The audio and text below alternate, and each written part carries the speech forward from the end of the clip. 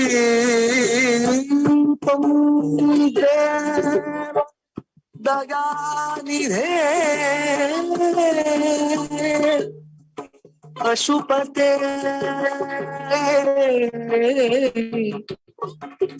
कल्पितं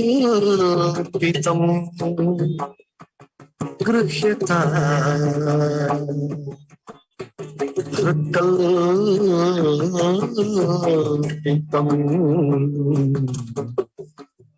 गृह्यता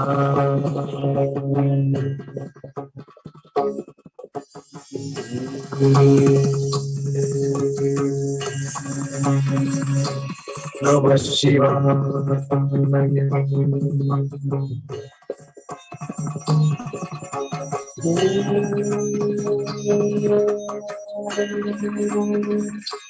नमः शिवाय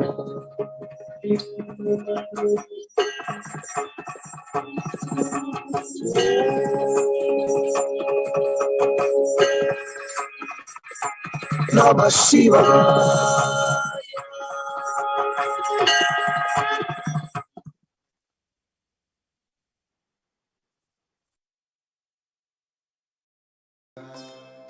Paramashivoham.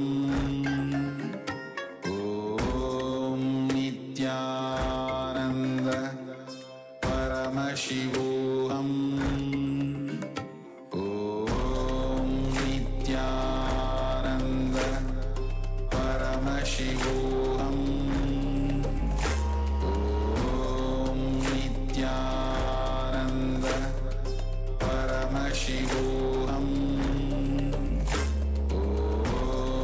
Nithyananda Paramashivoham. Om Nithyananda Paramashivoham. Om Nithyananda Paramashivoham. Om Nithyananda Paramashivoham. Om Nithyananda Paramashivoham. Om Nithyananda Paramashivoham. Om Nithyananda Paramashivoham.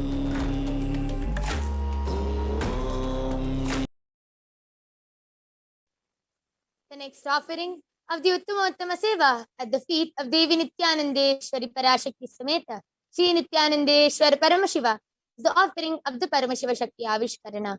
Deva Devottama Devata Sarvabhauma Akhilanda Koti Brahmanda Nayaka Shri Nithyanandeshwari Parashakti Sameta Shri Nithyanandeshwara Paramashiva Paramashiva Shakti Avishkarana Priya Paramashiva Shakti Avishkaranam Avadharaya Nithyanandam Paramasukadam Kevalam Jnanamurtim Kam Nityam Vitam Sadgurum Tam Namami. Nithyanandam. I welcome all of you with my love and respect to this Paramashiva Shakti Avishkarana. I am Manitya Yoga Pranananda. I am 14 years old and I am a Balasant of the Nithyananda Guru. And along with me here, I have an extraordinary power manifestor as well as a Balasant. Nithyanandamma, would you like to introduce yourself? Nithyanandam, my name is Manika Brahmayogananda. I'm 13 years old, and today I'm just manifesting the power of body scanning. Yes. Today we will be witnessing the extraordinary Shakti of body scanning. But before that, let us begin with a small introduction about the source of all, Paramashiva. Paramashiva is the primordial divinity, the ultimate reality and cause, which is self-effulgent, Swayam Prakasha, all-pervading, unchanging beyond time, space, form, and causality. As a fundamental base of Avyakta, he performs the Panchakritya, Srishti, creation, Sthiti, maintenance, Samhara, sovereign rulership, Trobhava, delusion, and Anugraha, liberation. And Paramashiva has incarnated on planet Earth and walks among us as the Supreme Pontiff of Hinduism Jagat Guru Mahasannidhanam, His Divine Holiness Bhagavan Nithyananda Paramashivam, and is gracing us and is initiating millions of disciples all across the globe into this science of power manifestation. Today you will be witnessing the extraordinary Shakti of body scanning, and anybody who would like, who wants a body scanning, I request all of you to just post a message in the live chat below. You can post a message in the live chat, and Ma Brahmayoga will be scanning your body and will be revealing not only the problems that you have in your body, will be revealing the root cause of the problem and also a solution for that very problem. So if any of you want a body scanning, please post a message in the live chat.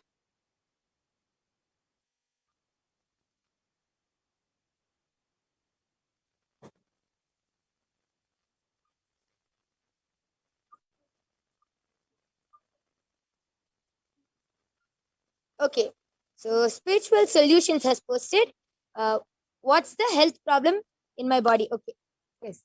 So Ma Brahmayoga, Spiritual Solutions has posted, I request you to scan through your third eye and reveal what Paramashiva is showing. Om Nithyananda Paramashivoham. Om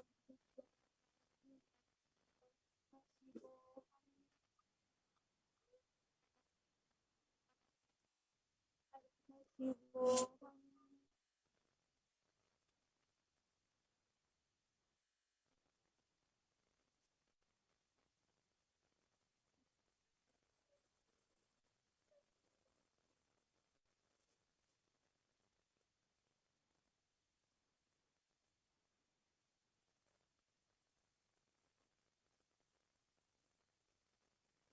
Okay, so many other people are also posting. So Ma Satyajata Shivam has posted, please heal me, and yes, ma'am. And Ma Tanja has posted for a body scanning. Okay. So I'll also be scanning Ma Tanja through my third eye, and I'll be revealing what Paramashiva is showing through my third eye as the problems in your body, ma'am. Brahmayoga, the moment you're ready, you can reveal. Om Nithyananda Paramashivoham.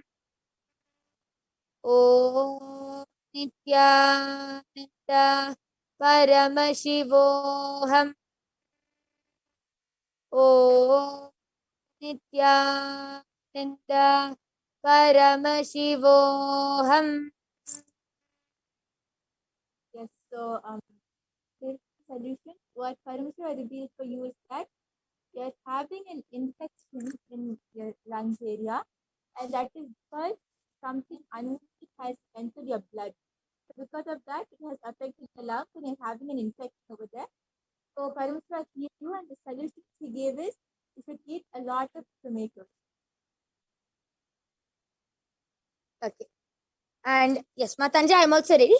Paramashiva revealed that from past few days, you've been experiencing a lot of pain in your knees.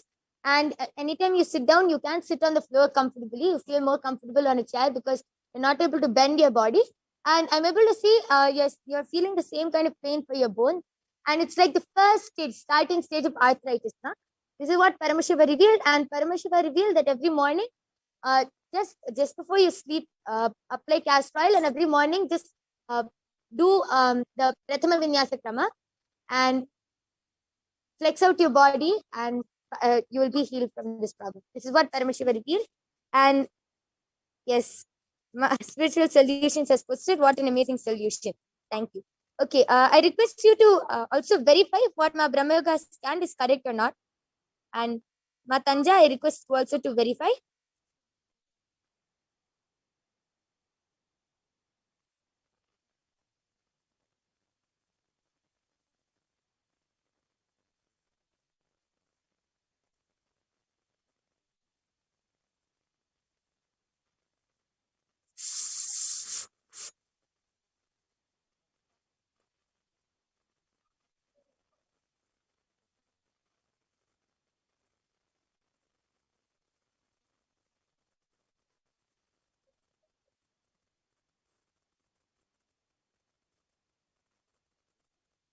Yes, Ma Tanja, I request you to post. Yes. Yes, Ma Tanja has posted thank you. I request you to verify, Ma, if what I have revealed is correct or not. And spiritual solutions, please verify.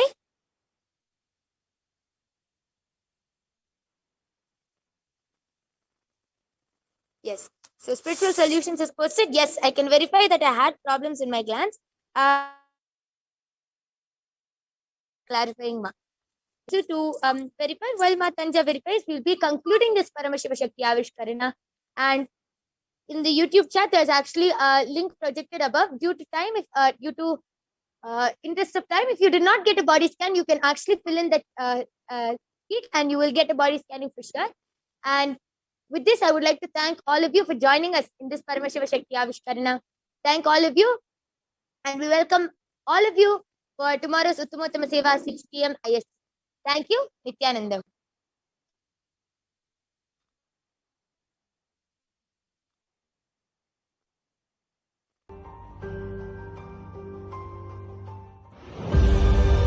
What I mean by the word Kailasa, listen intensely. Enlightenment ecosystem, literally enlightenment itself, in your own home, wherever you are. If you cannot come to Kailasa, it's okay. Kailasa can come to you. Kailasa coming to you is Kailasa.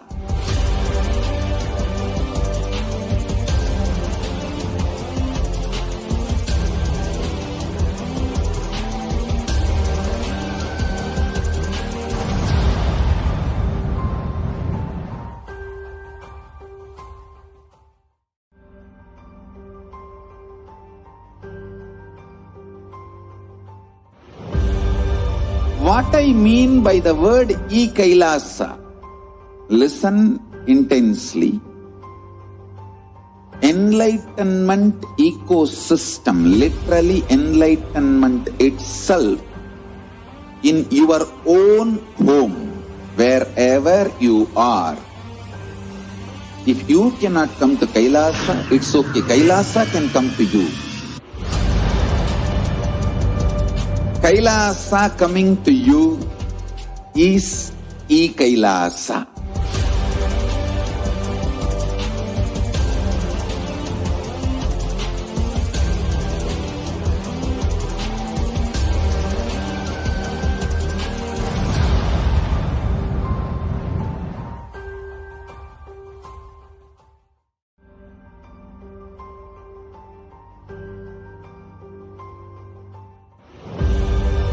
What I mean by the word Kailasa, listen intensely.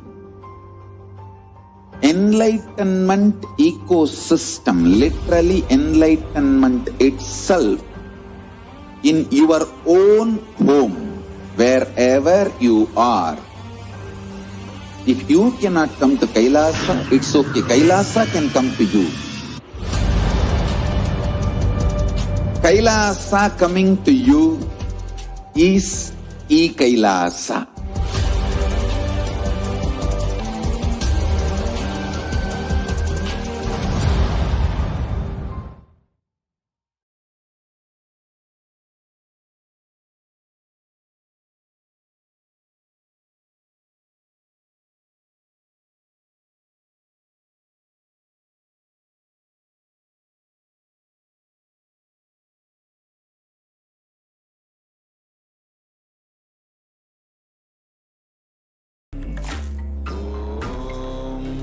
Nithyananda Paramashivoham.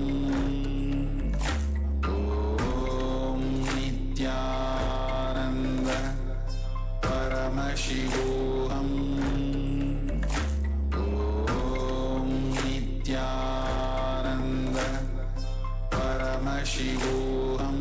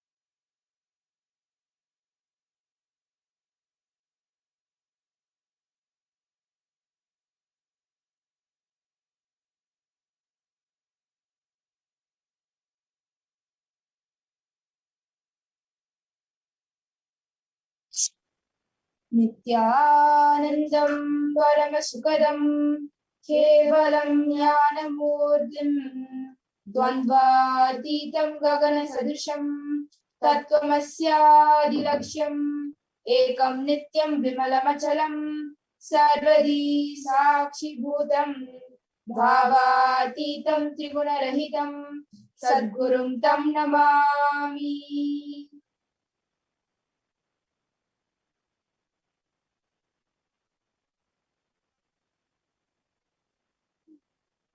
Nithyanandam, we welcome all the devotees, the participants, disciples of the Supreme Pontiff of Hinduism and to this Satsangh, and we welcome all of you with our humble obeisances. Today, being the World Malaria Day, where Swamiji is giving us back-to-back darshans, healing, powerful cognitions, and doing so much hard work to heal us all back, we'll be talking about one of the most interesting topics in today's world. And before we get into the most awaited session with none other than the Supreme Pontiff of Hinduism, we'll be having a short segment before that. We'd like to start with an introduction. Who is the Supreme Pontiff of Hinduism? We request the vision team to project the slides, please.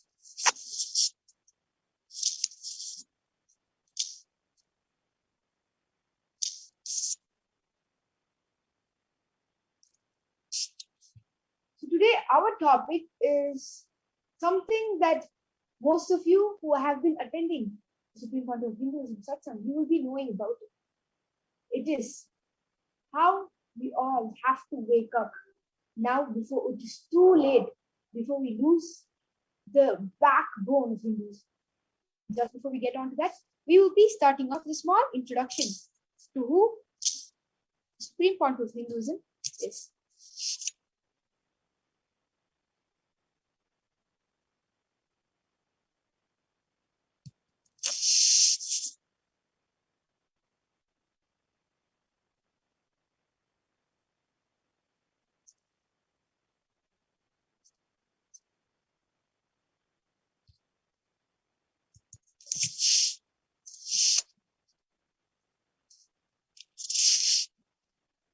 The Supreme Pontiff of Hinduism, His Divine Holiness, Bhagavan Nithyananda Paramashivam, is a reviver of Kailasa, the ancient, enlightened Hindu civilization nation. The HDH is an avatar, Jagat Guru Mahasannidhanam of Hinduism, and HDH has revised the science of power manifestation, yoga, and created temple-based universities for the humanity. The Nithyananda Hindu University is the world's largest Hindu university with extended campuses in 150 countries, is collecting, organizing, preserving, time capturing, decoding, spreading, and revising 20 million source books of Hinduism. Next slide, please.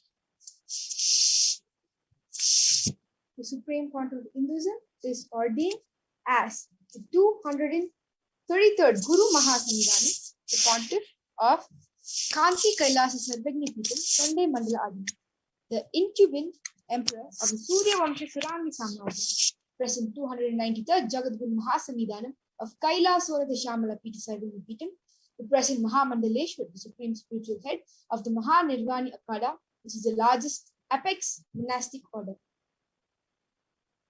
And he is also the 1008th Acharya Mahamandaleshwar, the head for all spiritual leaders of Atala Akada, ancient apex body of Hinduism. And he is the present 23rd Guru Mahasannidhanam of Dharma Mukti Swargapura Adinam, and he is elected as a Supreme Pontiff of Hinduism by the congregation of over 1,000 Hindu leaders, pontiffs. So before we move on to the next segment, we will be having a short break.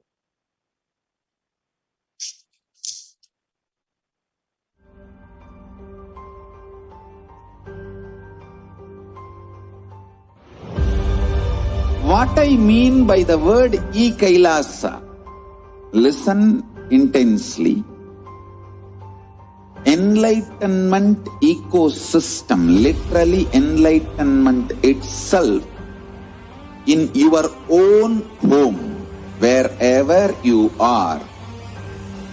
If you cannot come to Kailasa, it's okay. Kailasa can come to you. Kailasa coming to you is E-Kailasa.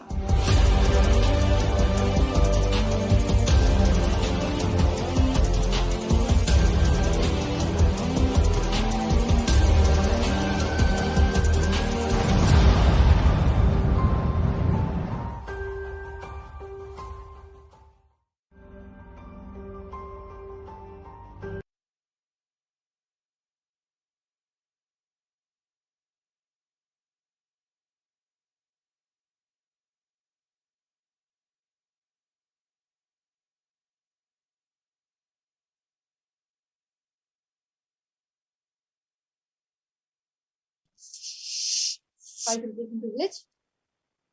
So we've been having a very, very intense week the last week actually. For all of them who have been tuning in to back-to-back satsangs, and we've been having the Akashic readings with none other than Devi Parashakti herself. We've been having a very, very busy week last week, if I can say. And just a little glimpse of what has been happening. Kailasa's Nithyananda Hindu University entered into day 14 of Paramashivoham Level 2, Season 26, crossing over 380 plus days of unbroken online service to people from over 100 countries. Next slide, please.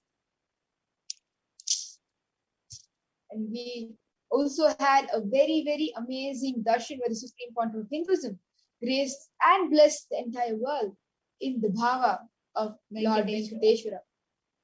Next slide, please. Again, we've had a very, very powerful and intense Kalabhairava darshan just yesterday. And on the occasion of World Malaria Day, observed with the United Nations and spreading global healthcare institutes, the SPH graced the world with two special Bhava Samadhi darshan to bring tremendous spiritual energy to uplift the movement towards eradicating malaria from humanity. With back-to-back powerful Bhava Samadhi darshans as the incarnation of the Supreme Consciousness, Paramashiva, the Supreme Pontiff of Hinduism, bestows auspicious healing, blessing towards those recovering from disease or sickness.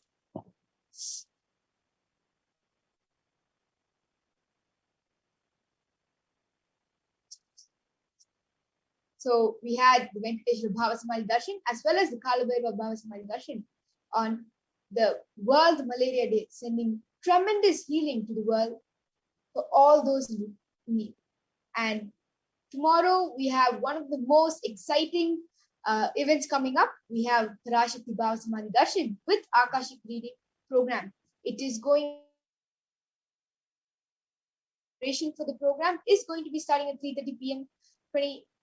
at 8 p.m. tomorrow. So all of you can empty your schedules and make time and tune in for this very intense session that we are going to be having. Next slide, please. We will also be having the Maheshwara Puja happening on the same day in the morning. So, as well as anybody who still wants to have a chance to experience the global superconscious breakthrough, we request all of you to go ahead and register in paramashivoham.org/join.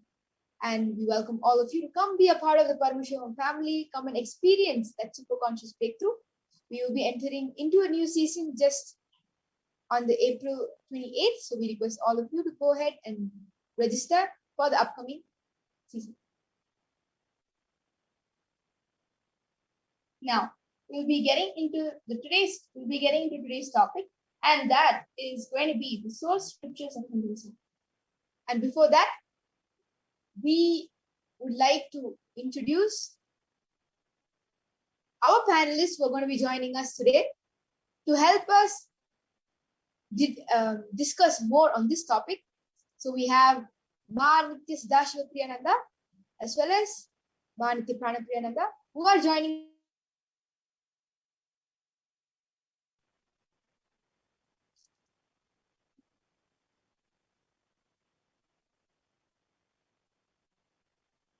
Yes.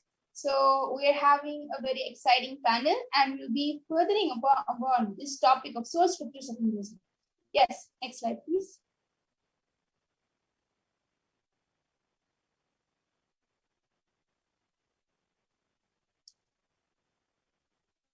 Source scriptures of Hinduism. Hindu scriptures are the most unadulterated and maintained as purely as it was uttered, revealed in the beginning. The Vedas are as it is from the time Paramashiva reads to Parashakti, and from Parashakti to Vishnu, from Vishnu to Brahma, and then to the Guru Parampara. This was revealed by none other than the HDH on 8th May 2020. Yes, next slide.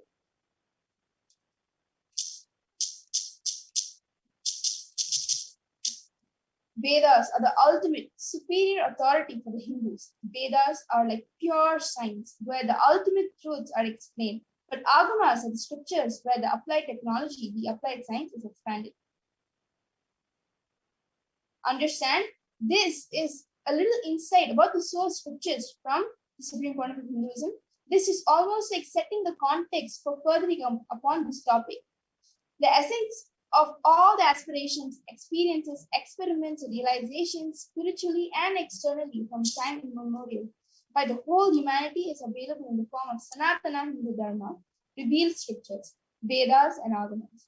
The whole thing realized and manifested by many rishis, Aptas, my Guru Parampara. So Shastra Pramana and Apta Pramana I received from my Guru Parampara.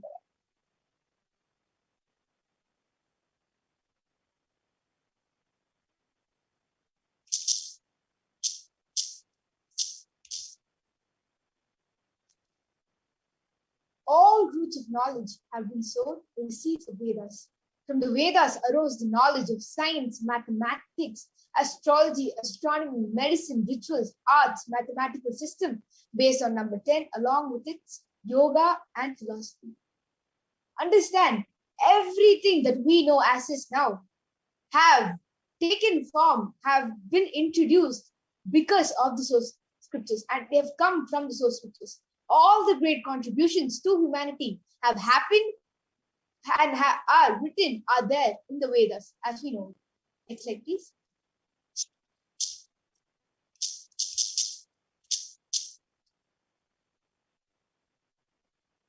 Every nook and corner of today's world is either consciously or unconsciously following the remnants of the Vedas that are barely left after its destruction, yet the bloody legacy of imperialism through unending brutality over the last few centuries, and it is a harsh memory to be buried and forgotten from history.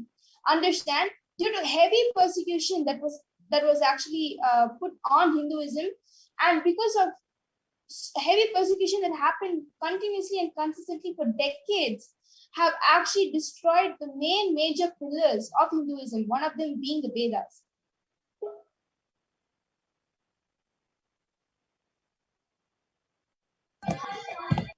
Of the scriptures gave birth to the areas of studies, progress, and expression that are as relevant today to human advancement as they were hundreds of thousands of years ago. The glory of Hinduism can be sung through the revelations of the Hindu scriptures, such as the Vedas and Agamas. Despite the invasions that we face, despite either being the Mughal invasion or the British invasion, just the scriptures that we have left over have given birth to the world as we know it. So many great revelations have come from these scriptures. And in just a few moments, all of you are also going to be seeing that many of the discoveries or inventions that we thought came from elsewhere actually originated from none other than our own Hindu scriptures. And next slide, please.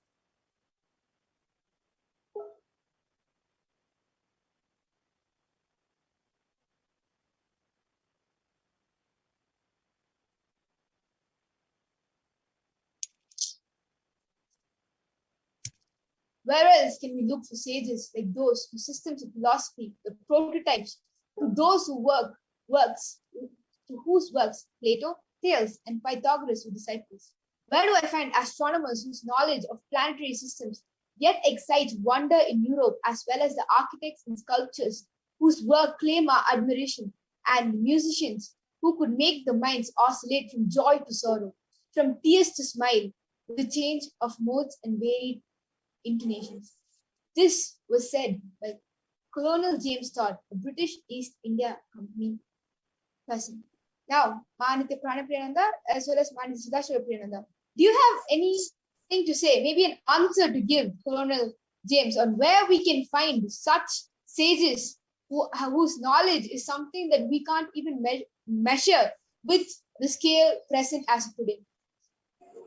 Yes, so ironically, more than the modern Hindus fail to recognize the importance of all these Hindu scriptures, the Westerners, Orientalists, and also the invaders, they are ahead of, they have understood the importance and the contribution of these scriptures to the world. So what we're going to see today in the panel discussion and the coming slides is about the various contributions of the Vedic tradition, and especially from Vedas, how it has contributed to the modern world, and what we have is just 20% of what is available, what was envisioned and built by Paramashiva. So what happened to the scriptures and how the scriptures got destroyed, and what we can do to revive these scriptures.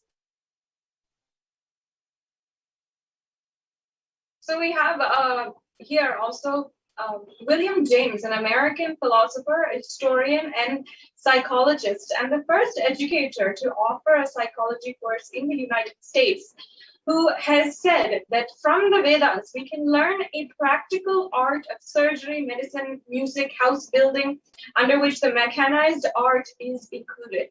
They are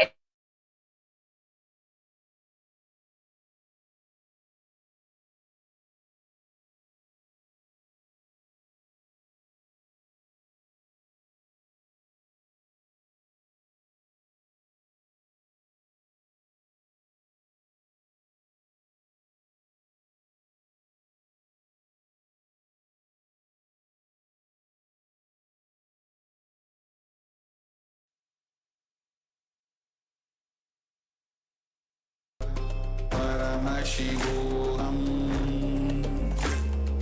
Om Nithyananda Paramashivoham. Om Nithyananda Paramashivoham. Om Nithyananda Paramashivoham.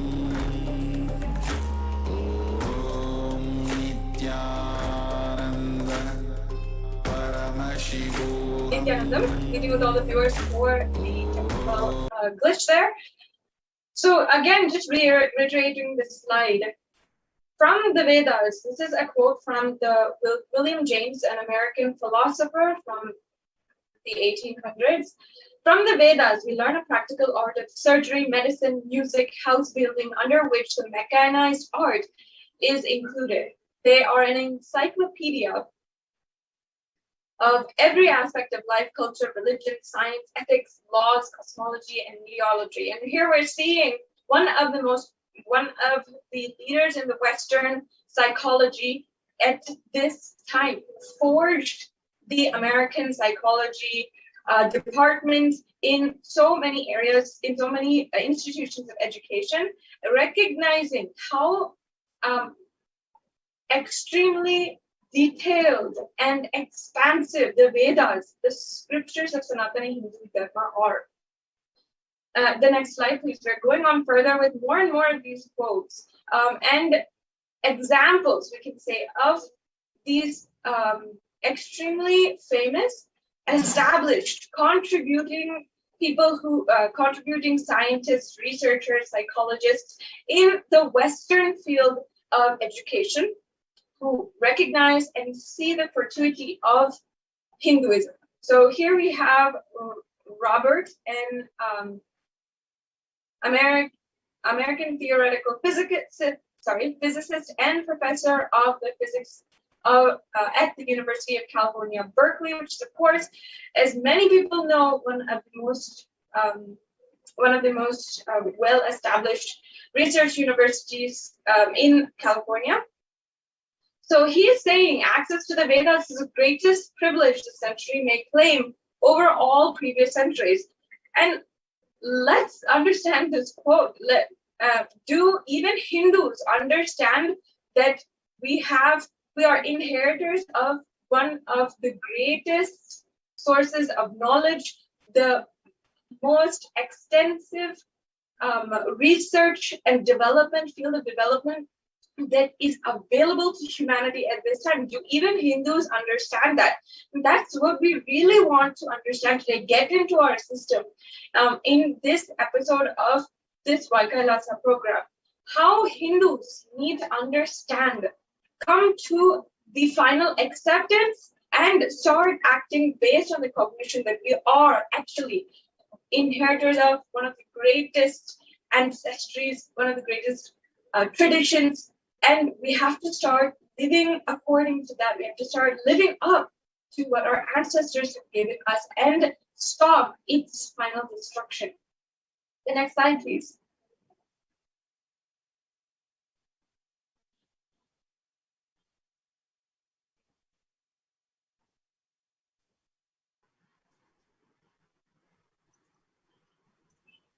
We have Neil Henrik David Bohr, a Danish physicist who made the foundational contributions to the understanding of atomic structure and quantum theory, for which he received the Nobel Prize in Physics in 1922. And of course, we have so much. Here we have it's demonstrating one of the conundrums, quandaries that show how so many Westerners have seen answers, have gotten so many knowledgeable answers from Sanatana Hindu Dharma, profited off of that, become successful off of that, and then fed their Western culture and so many other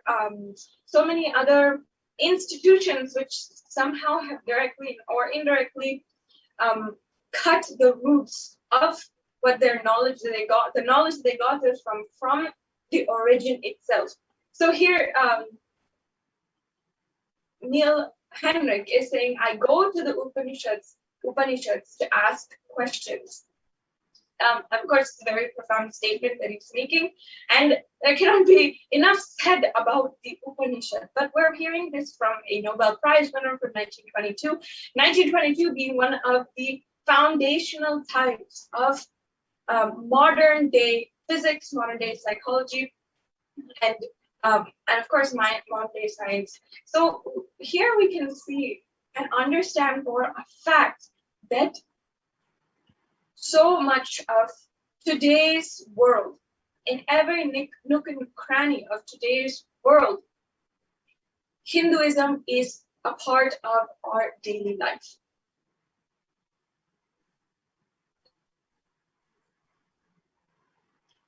Yes, so true, Masana Shivpriya. In fact, imagine if all those great American scholars and philosophers had actually go to Upanishads and Vedas to ask their questions. Imagine what kind of a knowledge we were actually possessing. I would not say possessing, we all had at one point. And how it has come down, or in the end, it boiled down to the fact that India is nothing, or Hinduism did not contribute. They are just forgetting the fact that Hinduism was once upon a time the greatest ecosystem, the greatest way of living. And now it boils down to the fact that Hinduism was just nothing. Right, we'll be continuing with the slides. Veda is a collective term indicating the 4 Vedas, right? So we'll be knowing what those 4 Vedas are. The Rig Veda, it is a descriptive word of praise. It praises the property of nature. Yajur Veda, it is a realization of the power of practice and rituals. It contains the instructions of various rituals. Samaveda, it is a realization of the power of musical notes, and it is a root for Sangeeta. Atharva Veda contains the truth about the way to handle life in a physical level. And these are a little insight of what the 4 Vedas are all about. Next slide.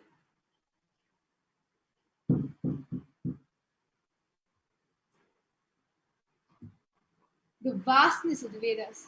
We actually have a Purana from the Kurma Purana, and it describes on how many branches the Vedas have. Initially, the Rig Veda was divided into 21 branches, while the Yajur Veda was divided into 100 branches. Therefore, Vyasa, who dwelt in the house of Kusha, distributed Samaveda into 1,000 branches. Atharva Veda too was distributed into 9 branches. Besides this, Vyasa composed 18 types of the Puranas. Thus, in the ancient times, there had been a single Veda, which was subsequently divided into 4 parts. Next slide, please. This actually gives an idea on how much the Veda contained. The amount of branches that the Vedas have almost added up to 1,131. As another reference again, from Panini's Ashtadhyayi, there are the 100 branches of the Yajur Veda, the 1,000 branches of the Samaveda, 21 branches of the Rig Veda, and 9 branches of the Atharva Veda. Wow. This is just to give you an idea of how many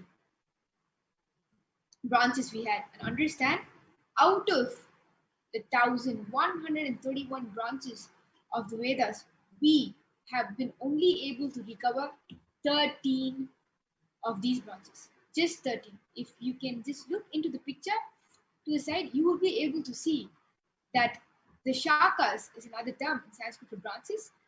Out of 1,131 shakas that we had, we are only able to recover 13. There were many other sages after Vedavyasa who explained the 4 Vedas, and hence this gave birth to many shakas or branches. Therefore, there are many subdivisions of the Vedas, that is, the Samhitas, Brahmanas, Aryankas, and Upanishads, which are named after the sages who explore these segments in detail.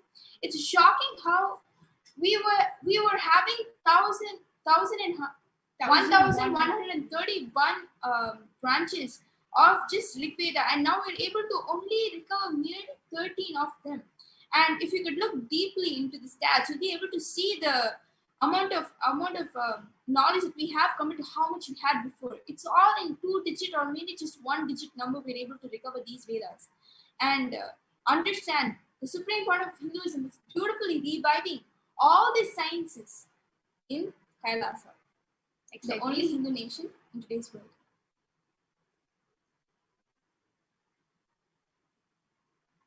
Now we're just going to give a small division on how exactly the Vedas are divided. Now, division. Each Vedas have 4 subdivisions. The first one is Samhitas. The most ancient layer of text in the Vedas is known as Samhitas, and they predominantly consist of mantras, hymns, prayers, and Samhitas are applied in the life stage of Brahmacharya Ashrama, teaching the educational bringing. So let's say when a child is born and when the child is admitted in the Gurukul, the first knowledge that is imparted to the child in Gurukul will be mostly from the Samhitas. And next slide.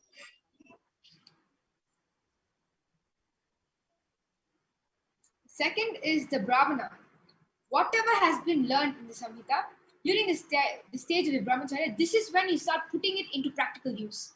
This is the time of your Grihastha Ashrama. These are the 4 stages, actually, for all those who do not know. The 4 stages of life. The 4 stages of life. The first is the Brahmacharya, the Grihastha, the Varna Ashrama Dharma, the Vanaprastha, excuse me, as well as the Sannyasa. These are the 4 stages of life.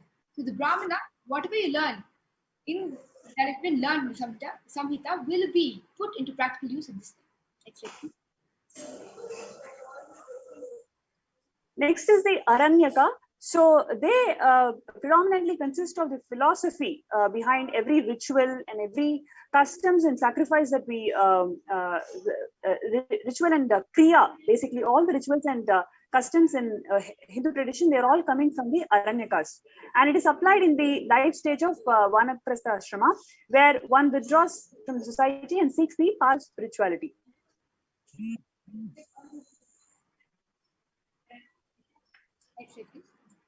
The Upanishads. This consists of conversation between the guru and the disciple, and This applies in the life stage of sannyasa ashrama, where one renounces the worldly pursuits in search for the absolute truth. So Upanishads are basically, in layman terms, are the footnotes of the essence of that particular Veda. And each of these 4 Vedas have these 4 divisions. So for example, Rig Veda has the 4 divisions of Samhita, Brahmana, Aryanka and Upanishad. So each of the 4 Vedas have these 4 divisions. So this is a glimpse of what the 4 Vedas are all about and how they are divided. Now we'll be moving on to the next slide.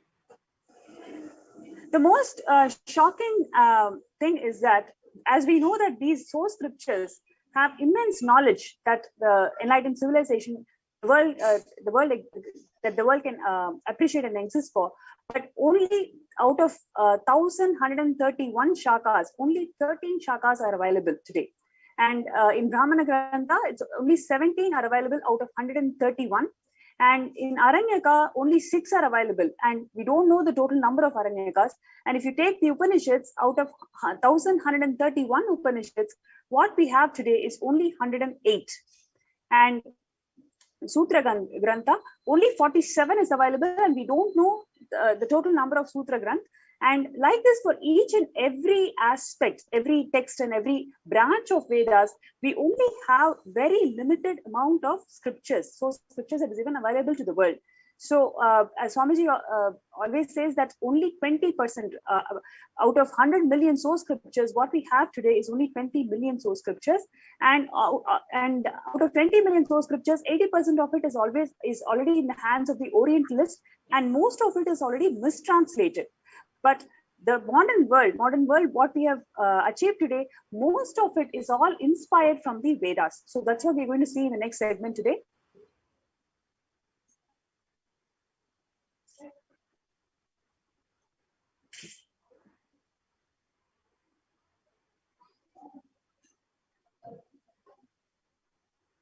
The contributions of Vedas in the modern world. Yes, now we'll be talking about the contributions of Vedas, and this is under the medicine category. Ayurveda, the oldest school of medicine known to mankind, is one of the biggest contributions of the Vedas to the world. It is a treasury that has a solution for every disease. Charaka Samhita is the father of medicine. Ayurveda was consolidated by Charaka 2,500 years ago, and the concept of surgeries came in practice in the Vedic period.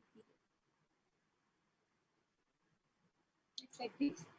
And I would like to reiterate the fact that this is just out of the 20% of the scriptures that we have, the amount of contributions that the Hinduism has made to the world is immensible.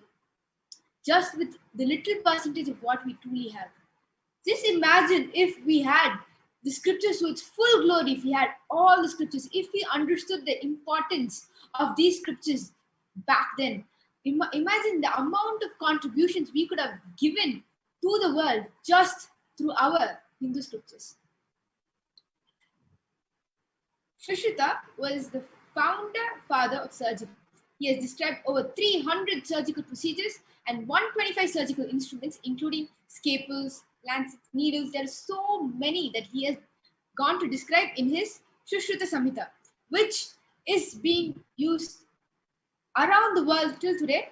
There are actual statues of Sushruta that have been placed in universities that practice medicine in places such as Australia, and it is gone to an extent that people from all around the world are able to appreciate the Vedas in a way that just existing Hindus, living Hindus are unable to practice. And I think that is only because we haven't understood and we haven't seen the glory of Hinduism to what it truly is.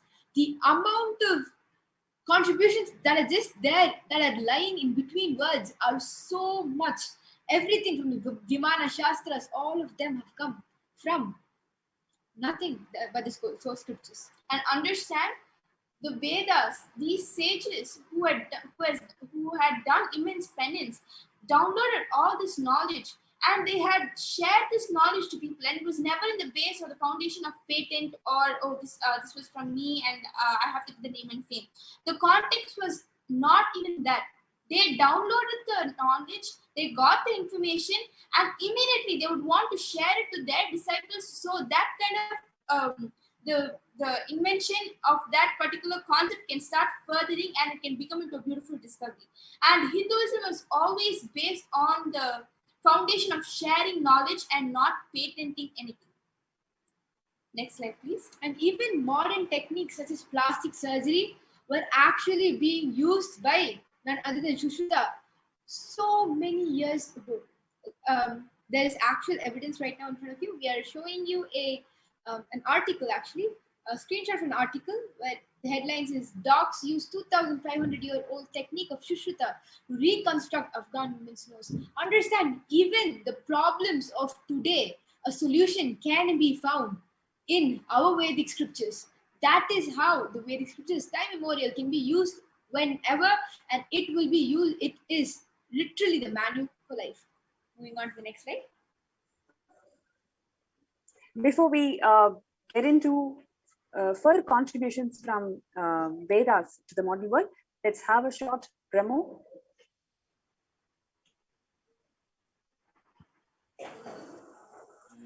Venkateshwara Baba Samadhi Darshan, Devi Baba Samadhi Darshan.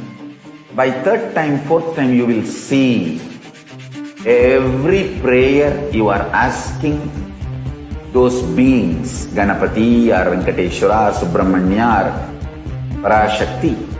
Simply those prayers become reality, and the relationship between you and that cosmic beings built.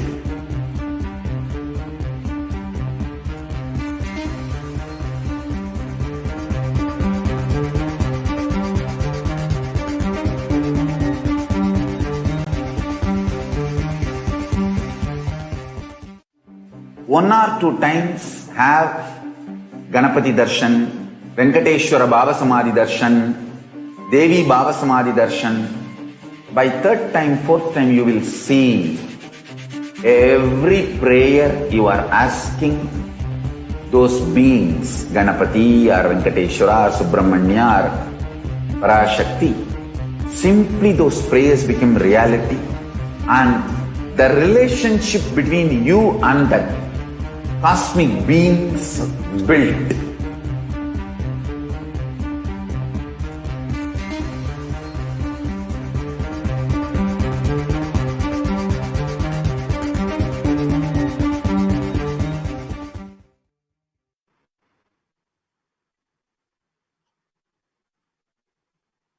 So we'll be moving on.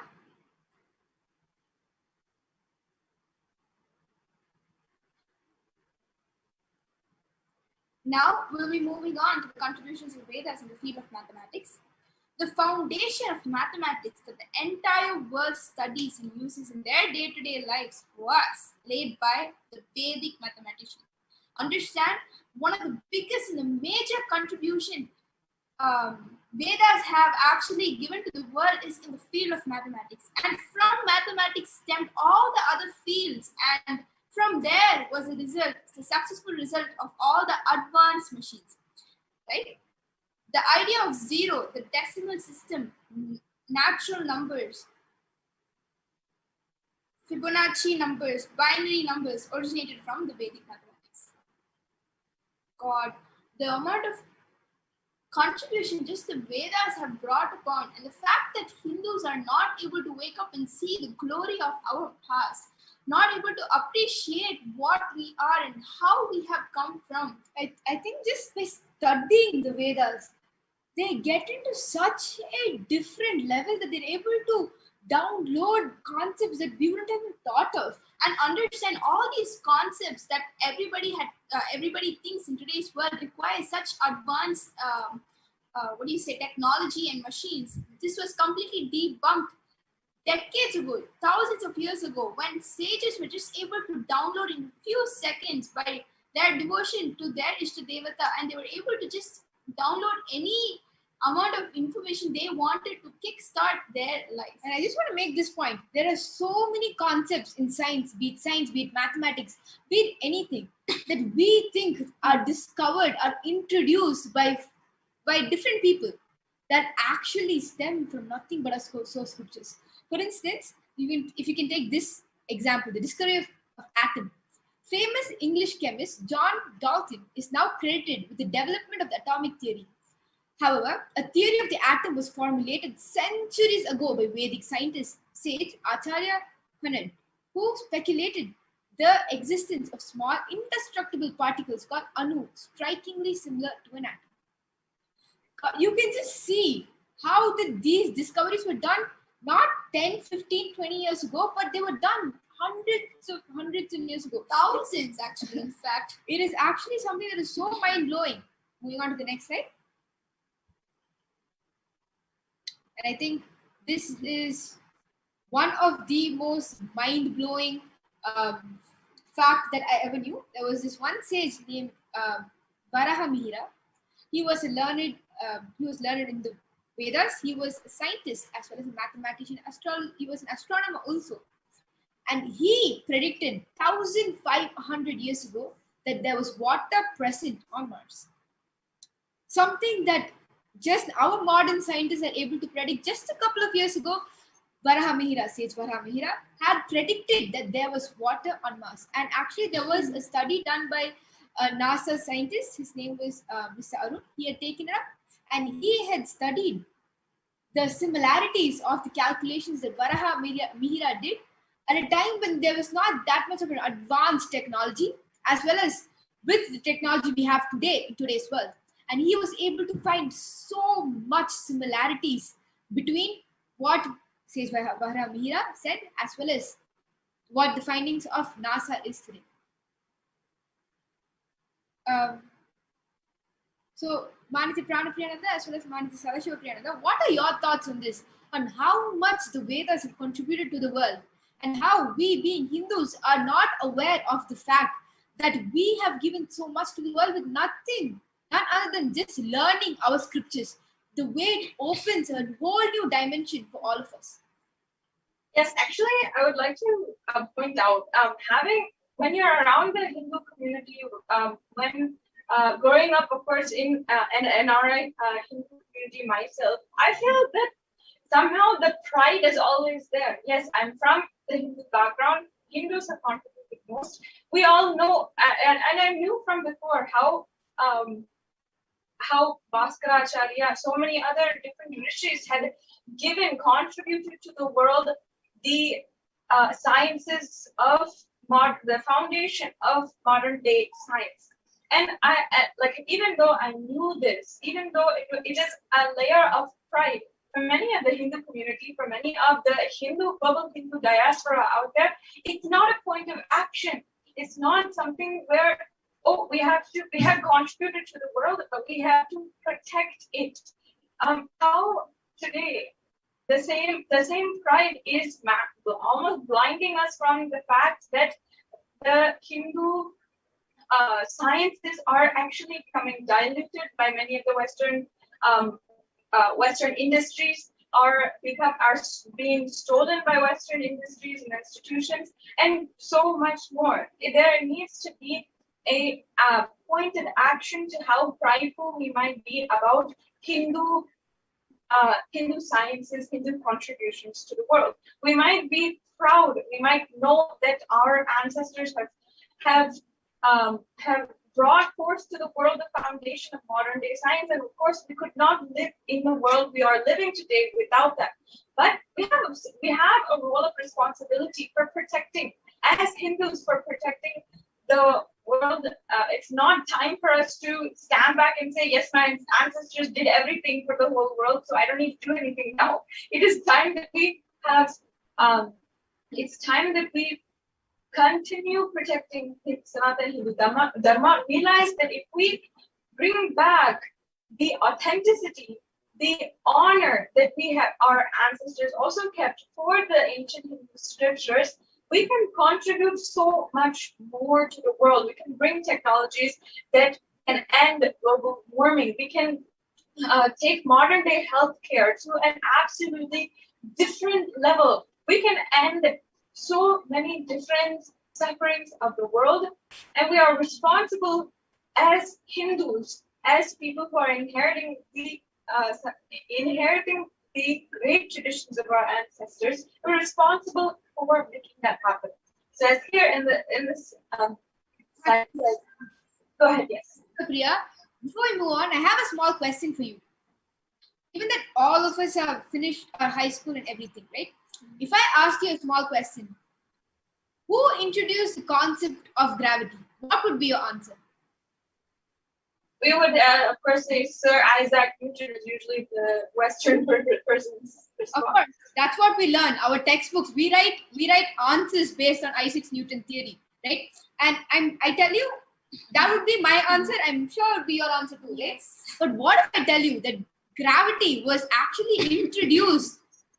There are many references of sage, Rishi, Varaha Mihira, stating that there was a force that was holding bodies down to earth. And not only him, there is also another sage named Bhaskaracharya who had made a reference to gravity. What would you say then? And this was even way before Sir Isaac Newton was born. Actually, Vijesha, not only just this concept of gravity, right from periodic table to laser technology, so many breakthroughs that the modern science has provided to the humanity. Most of it, 90% of it, we have found out that there are references and inspiration from the Vedas and Agamas. So remaining 10%, it's mainly because we have not found the inspiration, but almost all the benefits that the modern science has delivered today, it's because of the fundamentals and the breakthrough technologies that the Vedas and Agamas have provided to the world today. The sad part is what we have today is only 20% of the original source scriptures.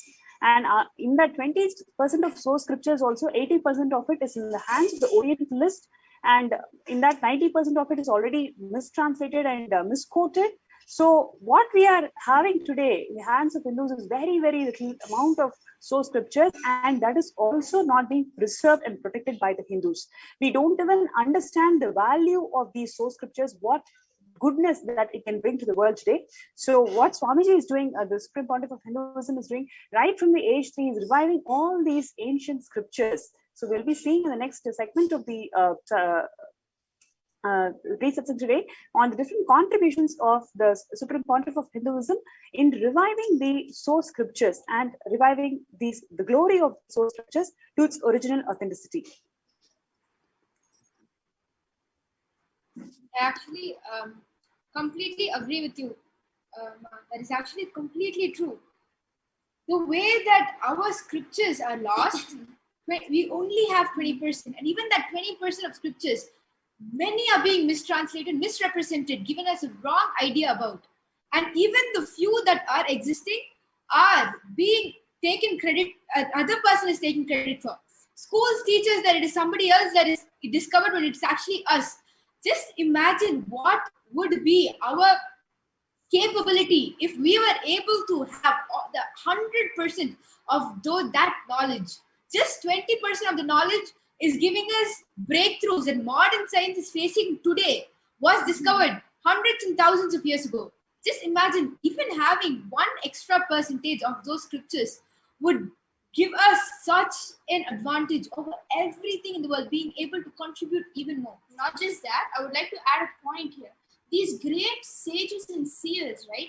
Just a 20% of knowledge that we had recovered from the 100 million scriptures, we could kickstart in such a great way, and we just reached peaks in modern science, technologies, machines, advanced machines, techniques, everything in today's world. The great sages and seers always warned about the Mahayantras, just translated to advanced machines. They always warned the kings in all the yugas, Satya Yuga, Treta Yuga, Dwapara Yuga, and Kali Yuga. They never wanted to further with the Mahayantras or the advanced machines because they will be the sole reason for the shrinking of the land, the erratic weather changes, and drastically reduced species. And right now, if you really see, you can map what they said thousands of years ago. The same thing is happening. We are going through shrinking of the land. We are going through climate changes. We are going through so many species getting extinct right now as we speak. Right? So the stages were so ahead that they knew what was right, what was wrong, and at the same time knew which knowledge to further with also. That is something I would like to add. I think the first step that we should do is we should take a step to preserve the knowledge, and that is exactly what the Supreme Pontiff of Hinduism is doing today. The knowledge that is existing, the 20 million scriptures that are there, going on tirelessly collecting all that he can, just so he can preserve this knowledge, because this knowledge needs to be preserved for the next generation. Because if we do not do it today, it is going to take you're going to lose out on so much more, just because we didn't take that step. Even just like 20-30 million years ago, 20-30 years ago, we have lost so much. And so, like Swamiji says, we cannot afford to lose at this point of time. And we will just be showing you a couple of what all the Supreme Pontiff of Hinduism is doing right now to go on and protect this knowledge. Number one, offering unapologetic, authentic Hindu life solutions with scriptural reference, Shastra Pramanas, the 300 books and 10,000 articles in 3 languages, English, Tamil, and Sanskrit, translated into 50 languages, decoding and demystifying numerous Hindu technologies, methods, initiatives revealed in Hindu scriptures and theologies like Bhagavad Gita, Upanishads, and it is there in the form, it's there in a written form, it's there in 10,000 plus hours that Swamiji has given on YouTube. There are over 3,000 plus user-friendly courses that is being offered through the largest Hindu university, that's Kailasa Nithyananda Hindu University, where they're offering 8,000 plus courses on the Shastras. And Nithyananda Nyayalaya houses largest collection of original Hindu manuscripts, physically and digitally. Over 30 TB, with the aim to preserve, propagate, and share the authentic truths revealed in the scriptures. And these are the immense and great contributions from the HDH to the world for today's humanity. Nithyananda Nyayalaya supports and the software development required to enable the translation of scriptures in Sanskrit to English and other vernacular. And these are a few of the contributions that the Supreme Pontiff of Hinduism is currently doing for the humanity to be able to preserve and protect these scriptures. So for the future generation to have the pride of saying that, yes, I am a Hindu, and understand and go and get away from the self-doubt that we have created now. And mostly all his work is for all the other Hindus around the world to resonate with the fact that Hindus have come from a great lineage, and we have to start embracing that and start realizing that. And all is our hard work is just for us to click with our own religion.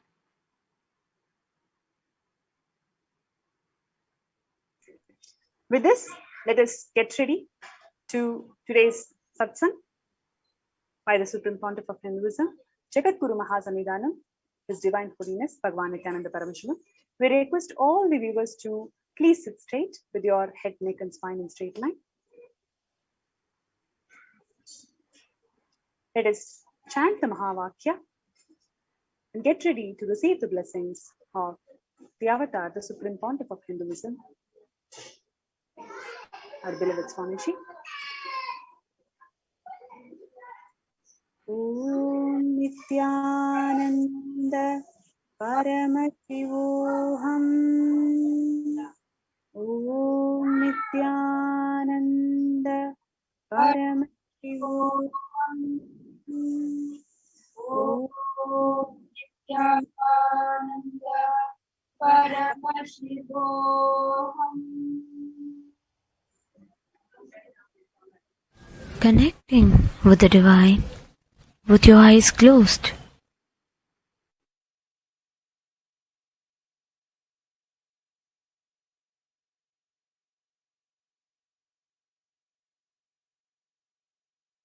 Connecting with the divine with your eyes closed is meditation.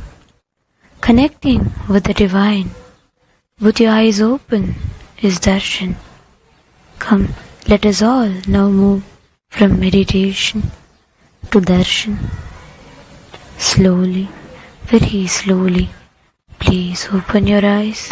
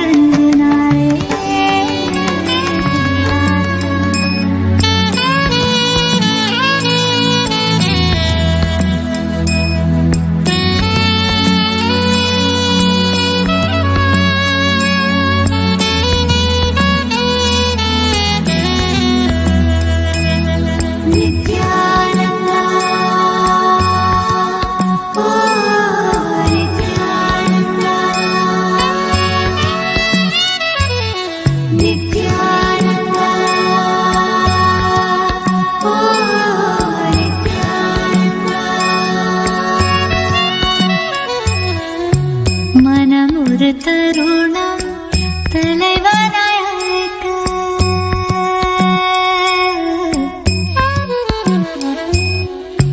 மனம் ஒரு தருணம் தலைவனாய் அழைக்க கருணைய நித்யன் கருணைய இறங்கினார் மனம் ஒரு தருணம் தலைவனாய் அழைக்க கருணைய நித்யன் கருணைய ॐ नित्यानन्देश्वर परमशिवसमारम्भाम् नित्यानन्देश्वरि पराशक्तिमध्यमाम् अस्मदाचार्यपर्यन्ताम् वन्दे गुरुपरम्पराम्.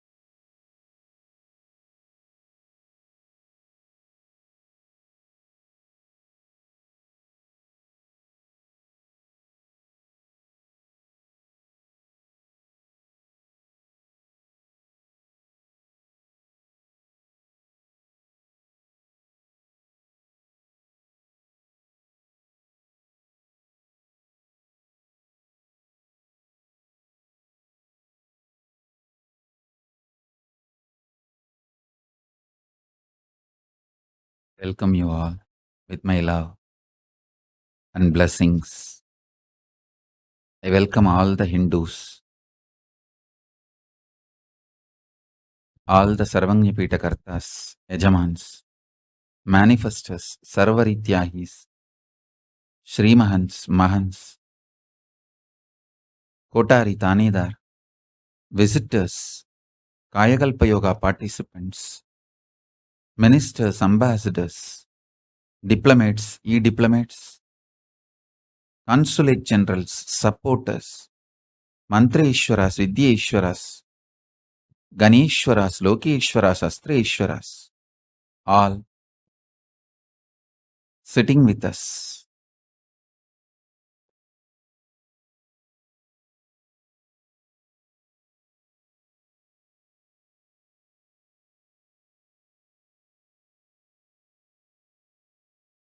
I welcome you all with my love and blessings.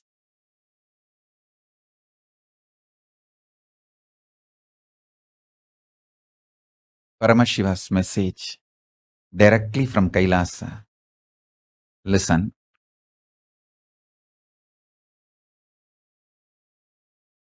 Super determinism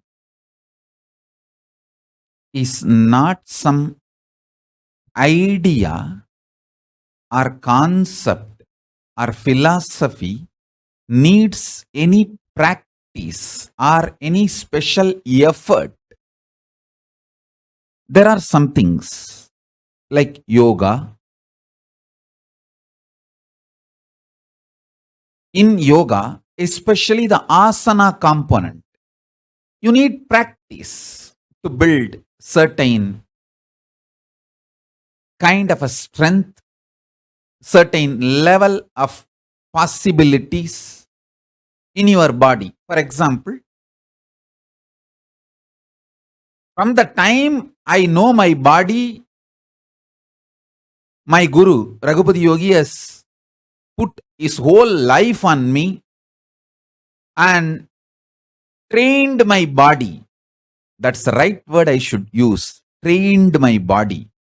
Because he never bothered about how I feel mentally. Whether I am excited to come for the yoga in the morning, or whether I am feeling lazy, tired, or whether I am feeling bored, whether I throw tantrum, nothing matters.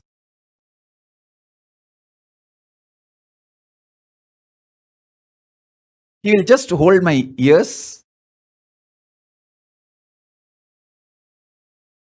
and just pull me out of my bed. That's all. Of course, 90% of the time, I myself will be excited, and the remaining few days, maybe 5% of the time, seeing his dedication, I will obey. 5% of the time, even if I throw tantrum, he will not bother, he will just drag me. His dedication, understand? His tyaga is, even when I showed anger and resistance towards him, he did not hate me, he did not give up on me. He was so extremely, absolutely. Sorry, I am using many English words. I don't know whether they all can be connected. Just out of my excitement, I wanted to tell the truth to all of you, so I am using all these words. He is absolutely committed. Such great tyagi.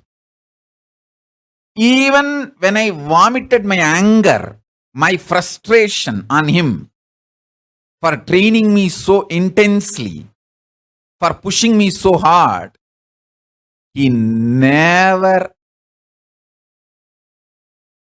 gave up on me, and he never cherished any frustration or why should I do it when he is vomiting his anger on me. Never ever he stepped back. His extreme commitment, I should say, is tyaga. See, 90% of the time when I am excited, he teaching makes him great teacher. But this 5% of time when I throw tantrum, he holding me without giving up on me. That tyaga, now 43 years, I can sit in Padmasana for hours. How he is sitting.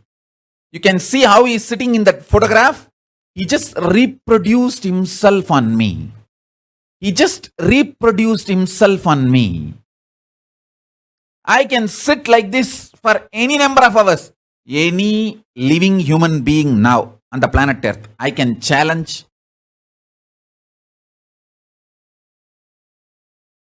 Not out of my pride or arrogance, just to show my Guru's tyaga for me.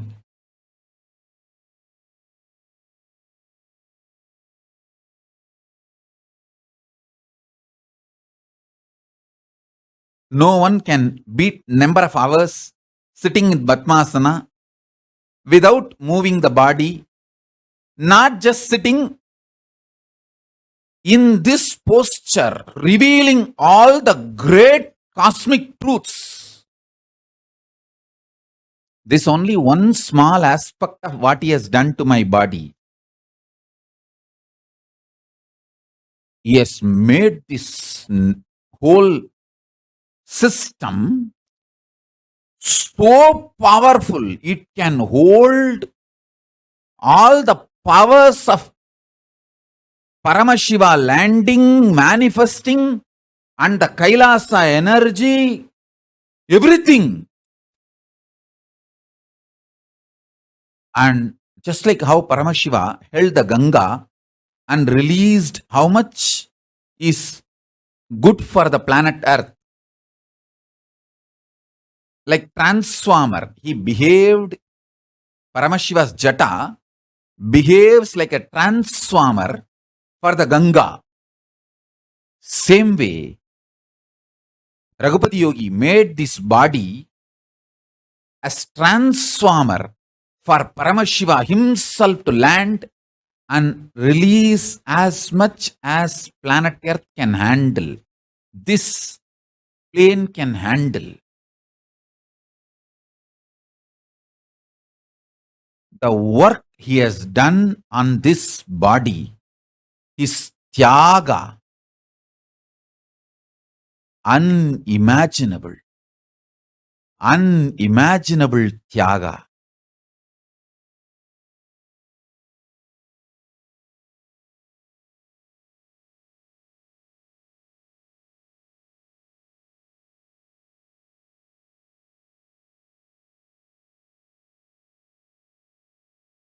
Every time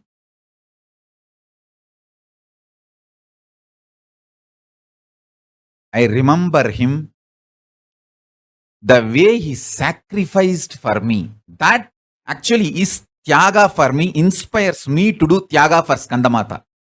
Everything I'm doing for Papa Skandamata, my tyaga is inspired by Raghupati Yogi's tyaga for me.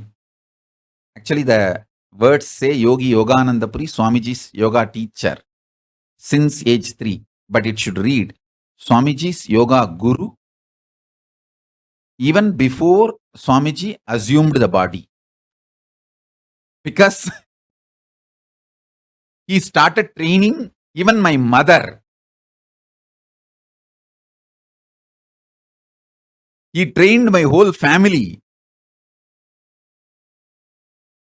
for me to manifest, and he kept that whole ecosystem for me to learn and evolve,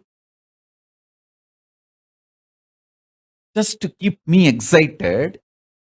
He will gather all my family, everyone for yoga, to make me feel that I have people supporting, just for me to flower.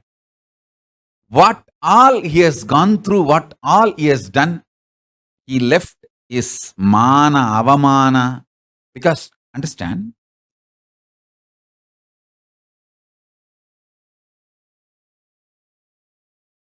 he was in a very good career. He was the head of the bank in those days, and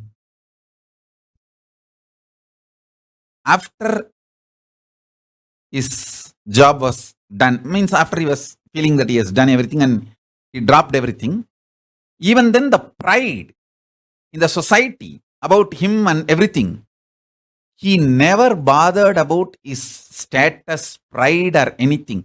He will go door to door and beg and build the ashram for me. The first ashram they all built for me, his contribution. I know how he collected penny by penny and built ashram. In multiple levels, how he contributed. Even to crack the stones, he will use the yogic power and crack the stones to make foundation and to build the building. They built it in stone actually. They said it should be there forever. So they built it in stone. So even to make foundation in every level, their tyaga, dedication. But even with that tyaga, yoga basically needs a practice. The practice made success. Practice brought success. But the truth now I am revealing, the super determinism, The superdeterminism is not a theory, philosophy, principle, idea, needs any practice. You don't need practice. Just internalizing, understanding is enough. See, listen carefully.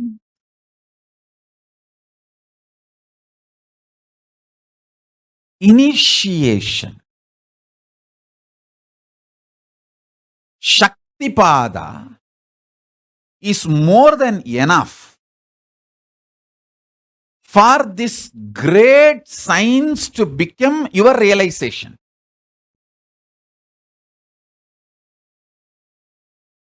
Yesterday I was explaining initiation,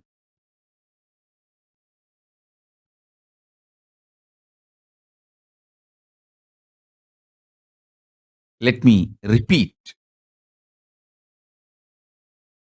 I want to tell you all why I want to repeat. Yesterday, I was going through all the messages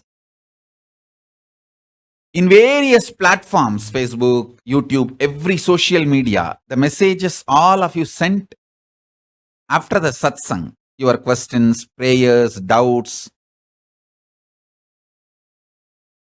90% of the questions, prayers were from such high matured level of understanding. I sincerely want to thank you all, and I am really, really happy that all of you are listening sincerely. Understand? See, the way you put your question, or your prayers, or your requests, or your comments, from that I can see very clearly how much you understood. Especially recently, the everyday views have gone up more than 100,000 in all the platforms put together. It's gone up. I should say that 100,000 more than earlier how it used to be. I'm giving you an example, not just exact number. Example, if earlier it was weekly million, it has gone up now. Every day 100,000 more, like a 1.7 million it has become. The ratio.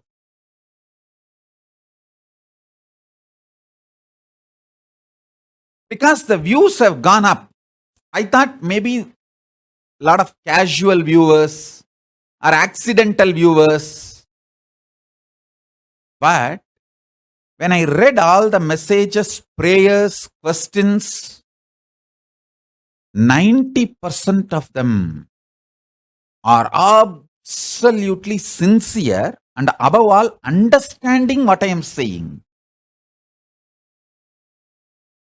Even the remaining 10%, I am not seeing bad people. I am only seeing sincere people struggling to understand.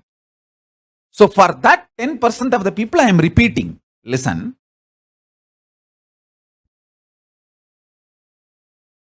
When I cognize cosmic powerful cognitions,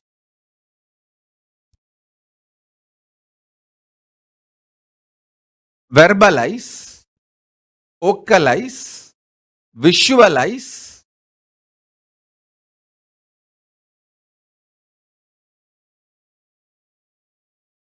memorize, means making it as part of my biomemory, and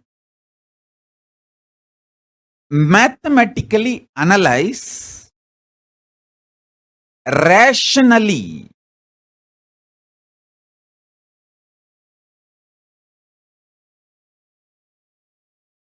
clearly understand. When I do all this inside me, all this put together is called realization. Understand? All this put together is called realization. If I do the same inside you through Shaktipada, wherever you are, the time and space does not matter. Time and space doesn't bind Shaktipada. Just like internet, wherever you are, if you have the proper gadgets, you can see. Same way, the Shaktipada, wherever you are, if you just declare your integrity and decision to receive, that's all. That's all you need. Internet connection, I should say. The Shaktipada is like internet connection. Even if you lose internet, don't lose internet. The moment you declare the integrity and ready to receive through the Shaktipada, if I do the same thing in you, if I reproduce the same in you, that is called initiation. Let me repeat. Receiving the cosmic cognitions and verbalization internally. Vocalization. External verbalization is vocalization. And visualization. Memorization. Mathematical calculation. Logical rationalization. All this happening in me is realization, and all this being done inside you through the Shaktipada is initiation.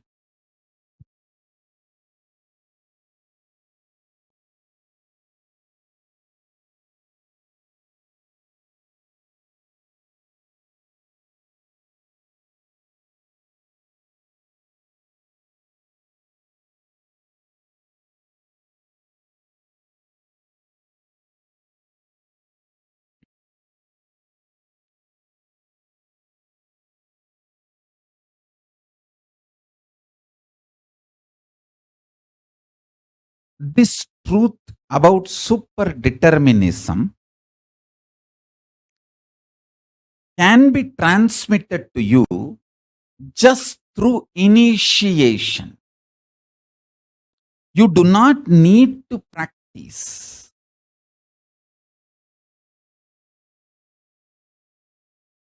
Vidya, Madhya என குழம்பி தன் மனச்சதியுள் சிக்கித் தவிப்போர்க்கு விதியும் பரமல்ல மதியும் பரமல்ல விதியும் சதியே மதியும் சதியே பதியே சத்தியம்.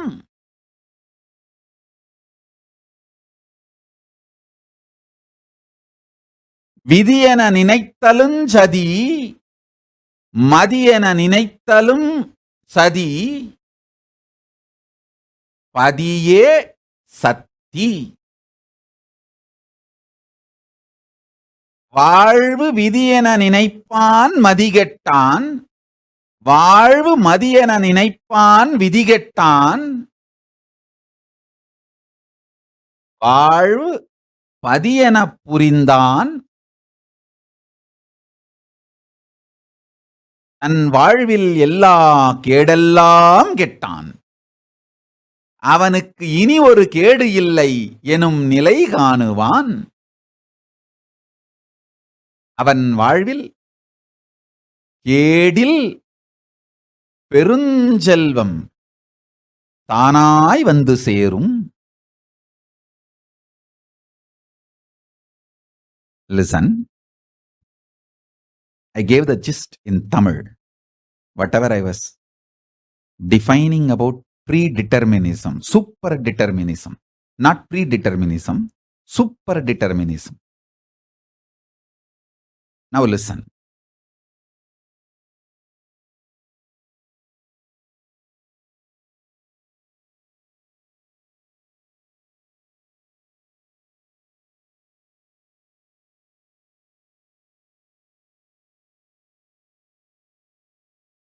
There is enough of arguments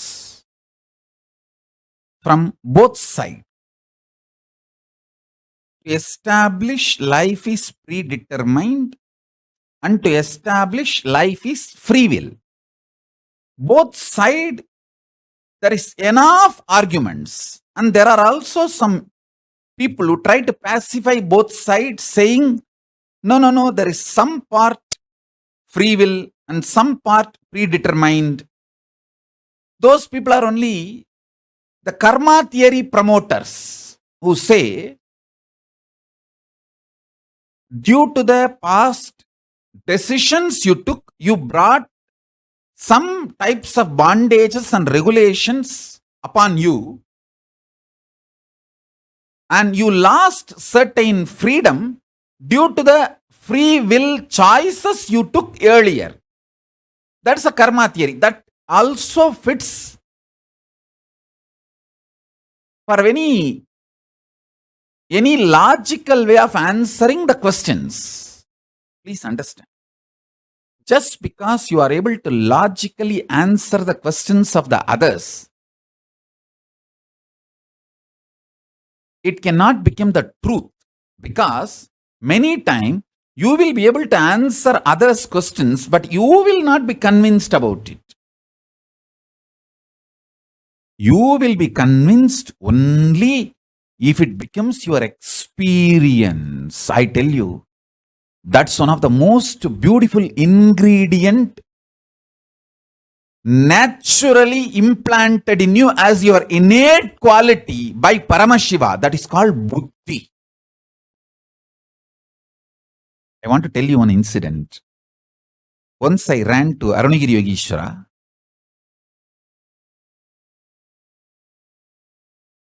to ask why the temple Garbhamandir door, the gate, the entrance is very small. He laughed and said, hey, the main third prakaram. He beautifully narrated the Arunachaleshwara temple. If you already visited the temple, you will understand what I am describing. Otherwise, you better see some YouTube videos of temple and then see this Satsangh again and understand. If you enter the temple through the main Rajagopuram, the first will be Selva Ganapati. The Ganapati in the Rajagopuram. In the Rajagopuram itself, there will be Ganapati. We bow down to him. There is a verse to bow down to that Ganapati. Arunai Gopuratthul Mevum Selvak Ganapatiyai Kaidolda Kal. That will be the way the verse ends. And we chant that and bow down. I was brought up in a very traditional Shaivite family. So, my temple, the way I worship in the temple will be very orthodox, traditional method. And then immediately the next to that Ganapati will come the Kambattalayanar Sannidhi, the Subramanya, Muruga's Sannidhi. Then after that, Periyanandi, the main Periyanandi. Then after the Periyanandi, I will always worship the Badala Lingam, because the Badala Lingam is the Samadhi of Adi Guru of the Tondai Seva Velalar Guru Parampara. The Tondai Adi Seva Velalar community, that family is the people who built the temple and administered that whole region through the temple. In those days, all the administration of the kingdom used to run from the temple. I am putting all these historical facts on record. My grandfather has written a beautiful book. I think 2 or 3 volumes he has written. Arunachala Puranam commentary on the Arunachala Puranam verses, and then he himself compiled a book called Arul Nirai Annamalai, literally collecting all the details about the whole Arunachala ecosystem. My grandfather has written more than 100 books, small and big, and unfortunately now nobody is reprinting. Now I asked my uncle, my Chittappa, to give me the details and copyright, so we will start publishing on behalf of Kailasa. And once we get all that copyright and details, we will start publishing. Even in English, we will translate, because the amazing documentation he has done, the whole Kailasa ecosystem, Tiruvannamalai, in Tiruvannamalai, that Arunachaleshwara's ecosystem. The whole ecosystem he has so beautifully documented. At least last few hundred years history, he has done vast research and documented the whole thing. I wanted to reprint all of that and revive with the grace of Arunachaleshwara. So that Batala Lingam is the Guru Parampara, the Adi Guru Samadhi, Jiva Samadhi. So after that, we'll enter into Vallala Maharaja Gopuram, where of course, Gopurathalainar Sannidhi, and then Vallala Maharaja Gopuram, where the Vallala Maharaja, the king who built, the original name is Velala Maharaja, means that the king from that Velala community, Vallala Maharajan, then it became Vallala. Originally, it used to be the Velala in course of time. So the Velala Maharaja, his deity is there in that Gopuram. He built the whole temple. So we bow down to him. Then after that, Kala Bhairava. Then we enter into the next Gopuram, Kili Gopuram, where the Mohini's Sannidhi is there, Vishnu. We bow down to him and then enter. Arunagiri Yogeshwara described the whole temple and he said, do you see, after every entrance, the size becoming smaller and smaller? I said, yes. He said, who all can enter up to the third prakaram? I said, anyone, any devotee. Then he said, who can enter into second prakaram? Only who wants to see and have darshan of the main deity, Arunachaleshwara. Then he said, who can enter into the Ardhamandapam? I said, only those Adishaiva Shivacharyas who worship, who do the puja directly, and Adishaiva Velalar Sannidhanams, Gurumaha Sannidhanams from the Adishaiva Velalar community, who administer temple, and Tesigar, who sings Devaram, Oduvar. Understand, I am describing the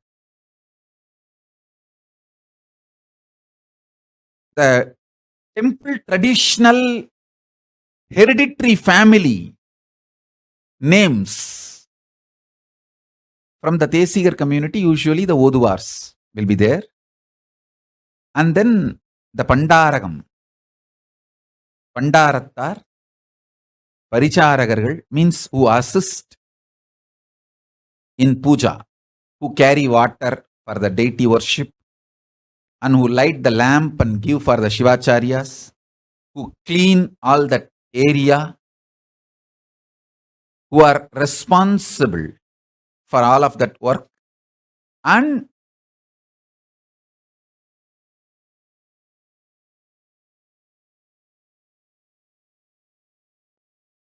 the people who make garlands for Paramashiva, people who play the Vadyams, which is supposed to be played inside the Garbhamandir. Sorry, not Garbhamandir, Ardhamandapam area. There are multiple Vadyams. There are some Nadaswaram and all that will be played in the first Prakaram. And the Tirukkailaya Vadyam will be played in the next level. Then there are places allotted for each of the musician team. So I told that all these people only can enter. He said, do you understand? Only the people who are committed to keep the ecosystem alive can enter near Paramashiva. Anybody who wants to relate only with Paramashiva, I am your devotee. I am here to pray to you. to ask for your boons and darshan. So that kind of people can enter certain level. But only people who are committed to keep the ecosystem alive can enter into Ardhamandapa or Garbhagraha. That is why the door frame is smaller. Understand? The people who come and go, their commitment is very small, very less. And their responsibility also is very less. And the understanding they need also is very less.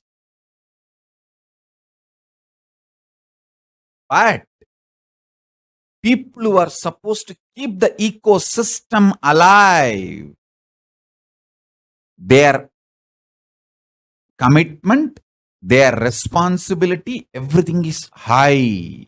Arunagiri Ishwara beautifully explained. Somebody who comes and goes, like a devotee, he does not even need to do any big puja or anything. He can just come and pray and go. But the people who are responsible to keep the ecosystem alive, even one day, their Atma Puja they cannot miss. Anmartha Puja also they cannot miss. Just because they come and do puja in temple, they cannot miss Atma Puja. I have seen my grandmother, my grandfather, at least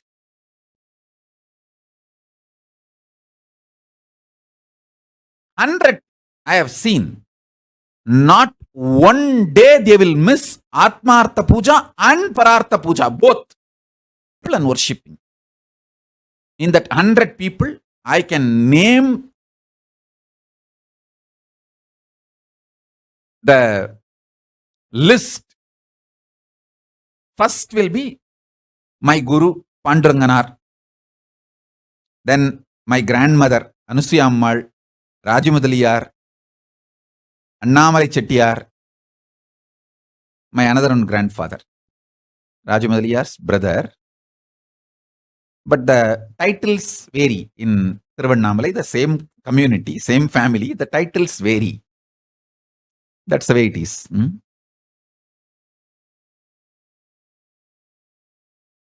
at least 25 Shivacharyas I can name. I know them personally because I had been to their house many times. And any time, sometimes early morning also, they will send me to bring their bag. Many times I have seen, not one of them will miss even one day their Anmartha Puja. Even though they are only doing puja in the main temple Garbhamandir, even though it is their routine to come and perform the main temple puja in Garbhamandir, the main Arunachaleshwara's Parartha Puja, they will not miss their house Anmartha Puja. They will finish their Anmartha Puja and then come for temple Parartha Puja. How I will know that they have done their Anmartha Puja, you know? If they have finished their Anmartha Puja and came to temple, whenever they send me to their home to bring their bags or any water can or something they left, forgot in the house, when I go there to bring, always the family people, they will give the prasadam which was kept in the morning for Anmartha Puja. Thambi prasadam saaptu pogane. They will always give that prasadam, sugar candy or the banana, whatever was kept in the Anmartha Puja, they will understand the system alive. And responsibility, all that is much, much, much higher. The commitment of the sannyasis in our Sangha is completely different because you are not committed to keep this ecosystem alive.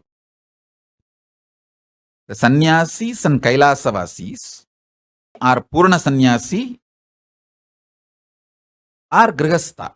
If you have become Kailasavasi, committed keep the ecosystem alive. Even if you are a Balasant in Gurukul, you have committed to keep the ecosystem alive.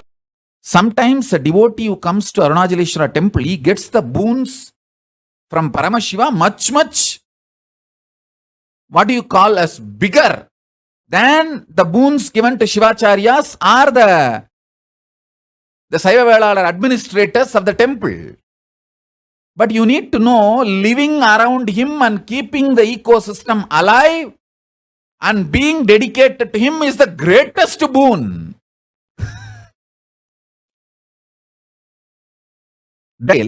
Sometimes a devotee might have got a bigger boon. Oh, you will start thinking all the temple, Maniyam and Adinams, Sannidhanams. Oh, even a devotee got lottery, crores. Seems like he is in a better position. No, surely not. Is different. Your commitment, your relationship, your responsibility is different.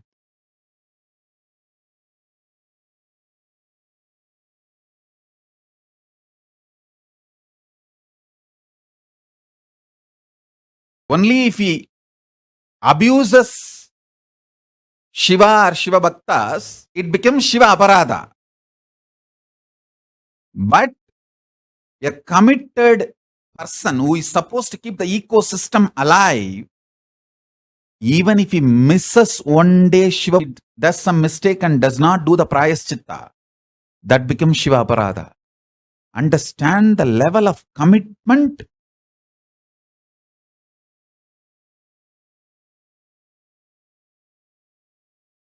For the people who committed to keep the ecosystem alive. He explained beautifully to me. That is the reason the door becomes smaller and next doors. Understand? People who committed to keep the ecosystem alive, Kailasa Vasis, whether you are a Gurukul Balasant or Krama Brahmachari or Naishtiga Brahmachari or Grihastha or Sannyasi, Apat Sannyasi, if you belong to the order, Kailasa Vasis,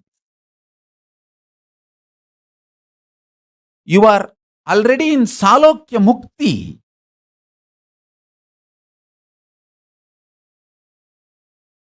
So your commitment is different. Your responsibility is different. Even death cannot touch you. You can only have liberation.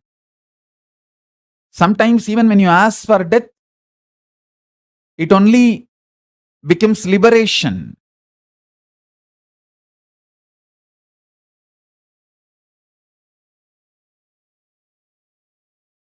So understand,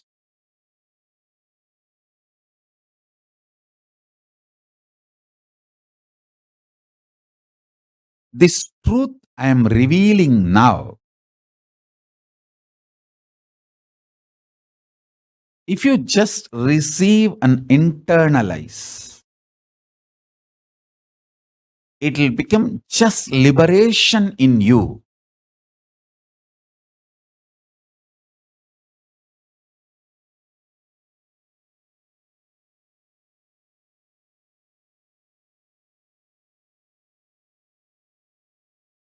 The example now I gave, what Arunagiri Yogeshwara taught me. How the doorway becoming smaller and smaller when you go near the Garbha Mandir. Same way, when you start intensely listening,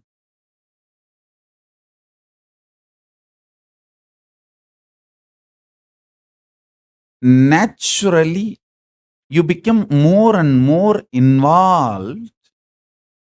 You become part of this ecosystem and initiation simply happens to you. I tell you, if you think, oh, Swamiji is teaching all these truths online, in social media, openly, publicly, everybody is going to get enlightened, you are wrong. I am giving enlightenment to everybody. No doubt. But it is not that all that 6 billion or 7 billion are listening, are getting enlightened.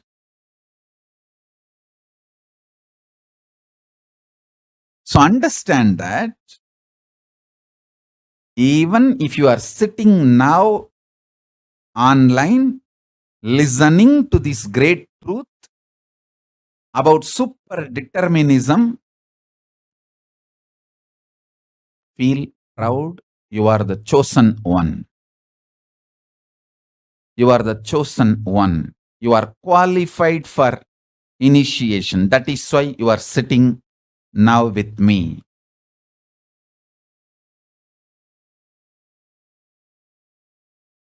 You can actually feel proud about it.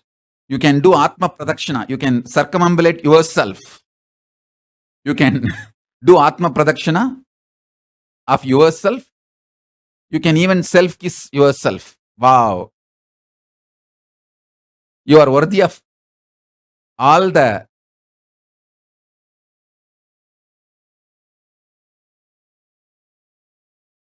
pride, joy, bliss, everything. As I said in the beginning of this satsang, the views are increasing. The number of people viewing the satsangs are just spiking up. It's going up like anything. But the world population is 7 billion. Compared to the population, this number is not something great. So all of you understand, whether you accidentally started seeing my satsangs or some friend, family, somebody introduced and you started seeing, if you started feeling connected and if you started enjoying the satsang, because in my satsang there are multiple things, whether the way my hairstyle is or the way I have dressed or the jewelries I am wearing and the way I speak English, the stories I try to narrate, everything has a purpose.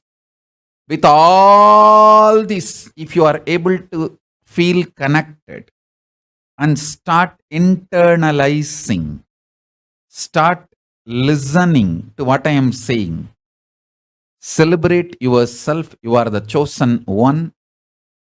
This initiation I am giving you now, this super determinism truth, will simply become realization in you. You can celebrate yourself. You are chosen one and you are blessed one. Now, listen to this truth. One by one, I am revealing the idea. Everything is predetermined. You will be shocked and surprised. It's not that only religious people are trying to claim everything is predetermined. The modern day scientists are putting very strong rational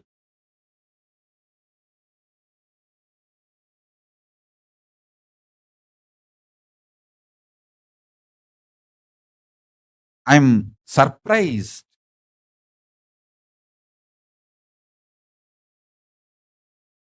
The rational explanations, rational analysis, very rational theories. The modern day scientists presenting, putting it forward to the world, proposing this truth of everything is predetermined.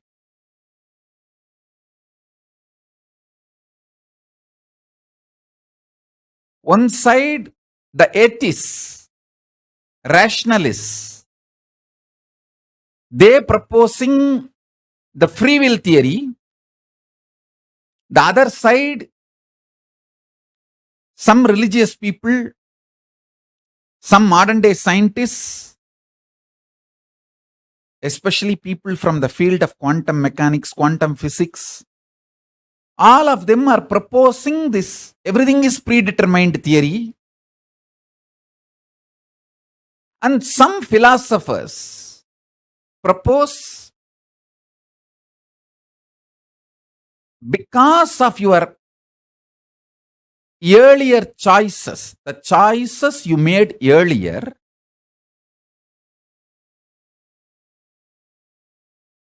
the choices you can make now gets limited.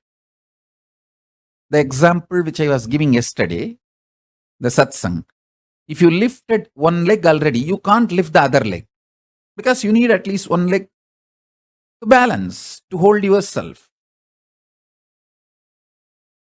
If you lifted the left leg, you have to keep the right leg on the ground to keep you stable. If you want to lift the right leg, you may have to put the left leg down, then you can lift the right leg. This is what is karma theory. Bondages happen to you due to the freedom you enjoyed and the decisions you made earlier out of your freedom. So this may look very convincing philosophy, but not experiential truth. I'll tell you the experiential truth now. Listen.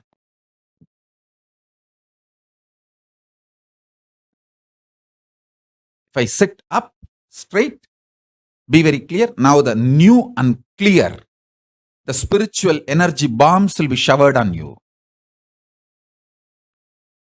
The theory of everything is predetermined is not absolute truth.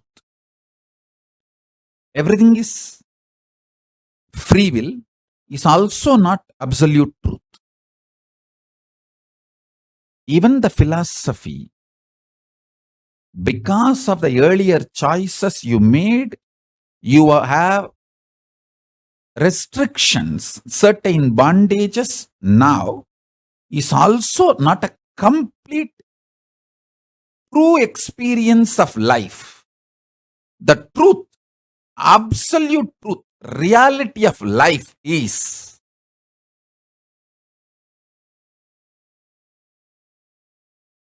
the pure experience of the ultimate is you consciously deciding you are Paramashiva and you are neither bound by the idea of everything is predetermined nor by the idea everything is free will nor by the philosophy you are bound because of your earlier choices. And there are some theories like a choice and choicelessness. Some components of your life you have choice and some components you don't have choice. The choice and choicelessness theory. None of them are the true experience. The true experience is when you decide you are Paramashiva, you get power over the now, present. The power over the present gives you the liberation from all these four different theories, theologies, philosophies, rational arguments, ideas, concepts, you experience tremendous powerfulness subjectively. Because of that powerfulness subjectively, the state of Paramashiva, that's what I call state of Paramashiva. Your subjective experience about the object also powerfulness, Parameshwara. Understand? I want to express these three words. Your subjective experience of your subject, your subjective experience of the object, and the object, reality as it is. Understand these three words. Your subjective experience of your subject, yourself, your subjective experience of the object, world, and the world, the object itself.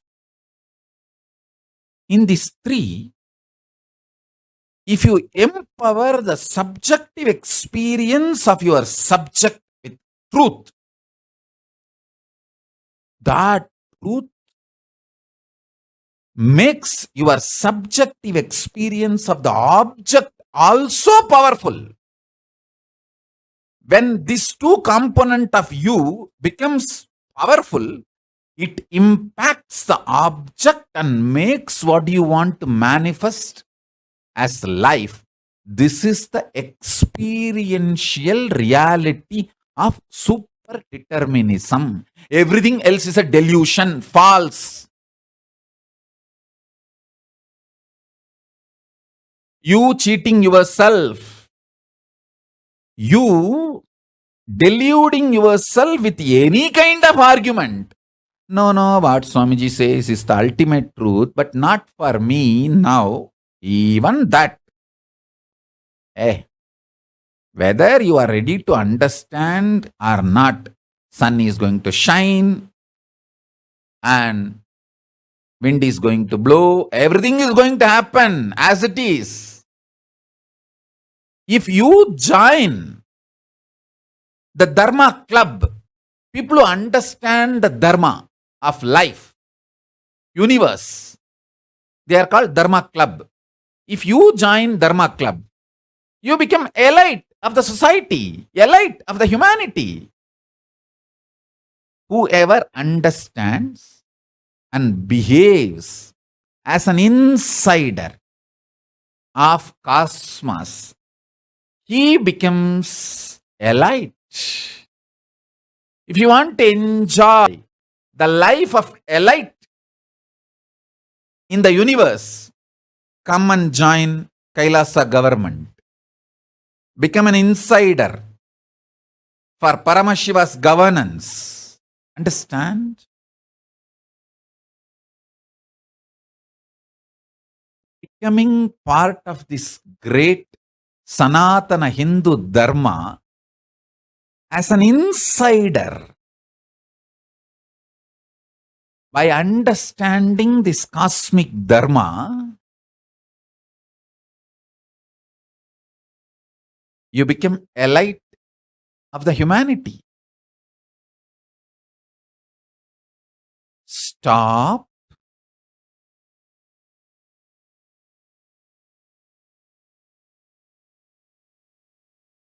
trying to find justifications for your failures.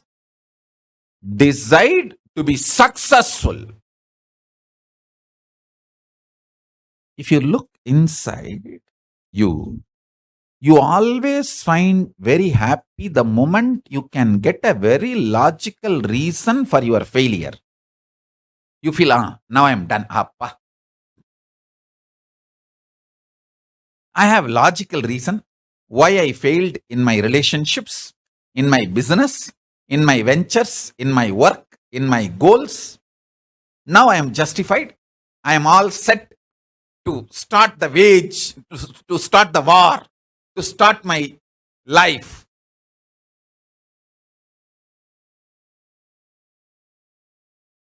That is called cheap, mediocre mentality. Being middle class is not wrong, but being mediocre is something seriously wrong.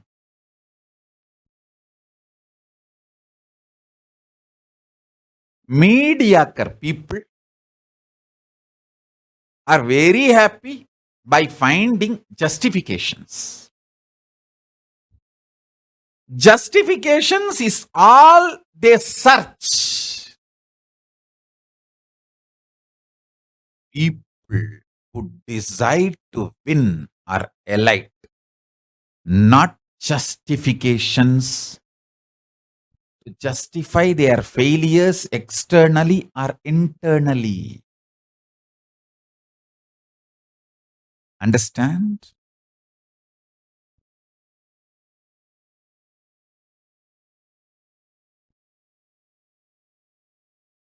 I want to tell you,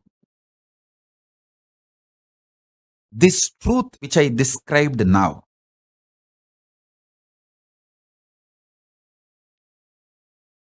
I'll explain in the next level. Listen. Super determinism means empowering your subjective experience about you, your subject, with the truth you are Paramashiva. Paramashivatvamasi. You are Paramashiva.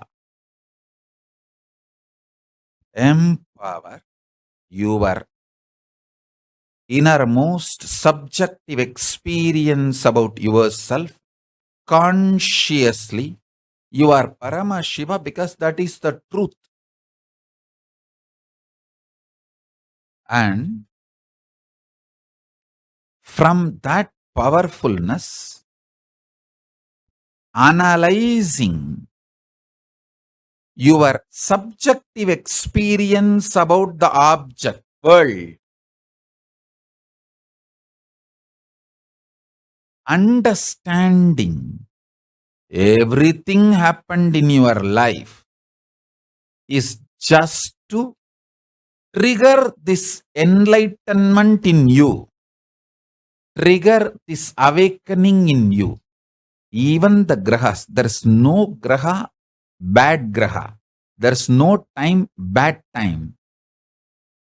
Only to remind you about your great truth, the grahas act. When you don't want to be reminded to live the higher reality, then no other way, the grahas has to make you understand. All grahas focus on awakening you. They are all working sincerely for your inner awakening. Understand?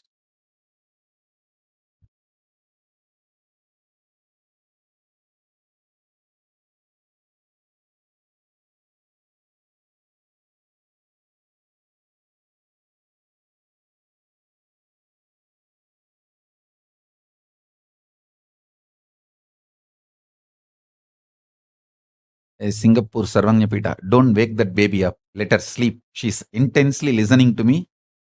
Don't wake her up. No, don't wake her up. Tell the Singapore Sarvanyapitham not to wake that baby. Hey, listen. Sometimes your babies are pet. They go into kind of a trance mood when they listen to my satsang and just they settle down. You may be thinking they are sleeping. Even if you think they are sleeping, don't wake them up. It is okay. Just let them. Because they sincerely, intensely listen. If you are pregnant, the baby inside your womb listens to me sincerely. And the babies who sit in the satsang, they go to a kind of the trance, turiya space, and just melt down. You may be thinking they are sleeping. Even if you think they are sleeping, don't disturb them. Allow them to sleep. It's okay. That baby was so intensely listening to me. Actually, the baby was getting initiated intensely. So don't wake the baby up. Let the baby rest. Singapore Sarvanya Pita. Allow that baby to rest again.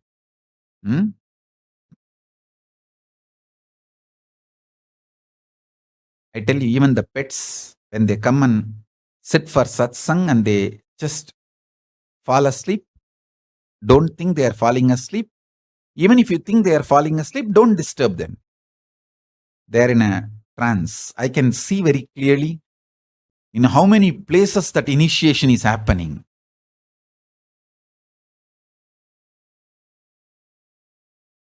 When initiation happens, so many people react in a different way. Babies go into the trance of Turiya. And babies like Shiva Yoga, Ma Shiva Yoga, she's all the time that mood. But I am seeing even she is playing with the jata of Bhairav Priya. It means she has melted down. I'm so happy that even initiation is working on her. She is receiving the initiation and she was playing with the jata of Bhairav Priya. It means, see, actually to play with the jata of Bhairav Priya, you need certain friendliness, the warmth, the joy, settled feeling. And I saw she was playing with jata of Bhairav Priya, and means the initiation is happening. Good.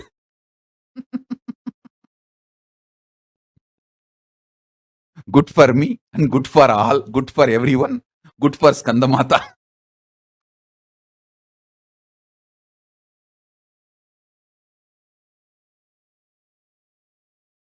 All right. So all of you, allow this initiation to happen inside you and to everyone around you. If you have pets and kids, get them to satsang. Even if they sleep during the satsang, don't worry. Let them be there. Because these great truths, they get inside the system and become bio-memory. It becomes just bio-memory. Listen. Now listen to the next truth. See, whenever the objective reality impacts your subjective experience about the object and damages your subjective experience about the object, that damage, when it gets overloaded, impacts your subjective experience about the subject itself. That is what I call you gaslighting yourself. Nobody gaslights us. Understand? Nobody can gaslight unless we allow the gaslighting. Whether gaslighting or enlightening, it's your responsibility. You allowed gaslighting of the society. So allow my enlightening.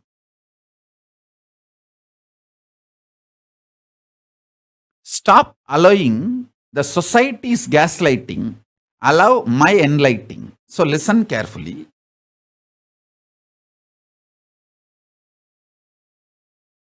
Subjective experience of the object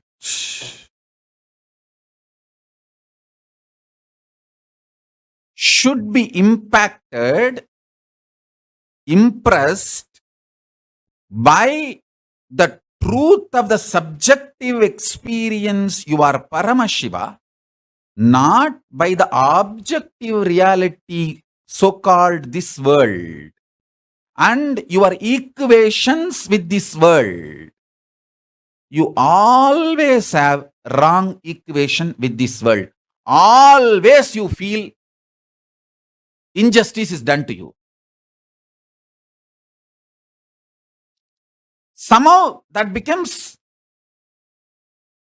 default cognition. When you allow that pattern to get rooted in you, you damage your inner space, the subjective experience of the objective reality world. When you damage your inner space, that damage impacts your experience about your self. This is what I call powerlessness. Understand? You should know why you are not able to live in the present moment. Only then you can heal yourself and start living in the present moment. Otherwise, just teaching, oh, live in the present moment, live in the present moment. Nobody can live. Nobody can live in the present moment unless they understand why you are not able to live in the present moment. Listen. If you feel so much injustice is done to you and feel anxiety, panic attack, your subjective experience about the object world is impacted by the world, others, outsiders, everyone. And if you feel so much of injustice is done, panic attack, anxiety, all that, be very clear, you cannot live in the present moment and you are going to literally commit spiritual suicide if you make decisions from that space. You are only going to destroy yourself more and more through any decisions you make from that space. First thing, stop making decisions from the pain, frustration, anger, violence,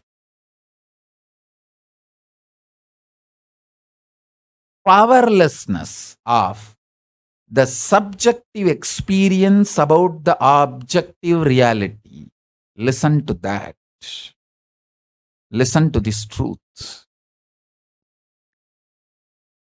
More and more decisions you make out of the painful inner space, deluded inner space, the inner space which is hurt by the outer world, the inner space which you allowed to be hurt by the outer world, with the idea there is injustice done to you, or the subjective reality impacted by the objective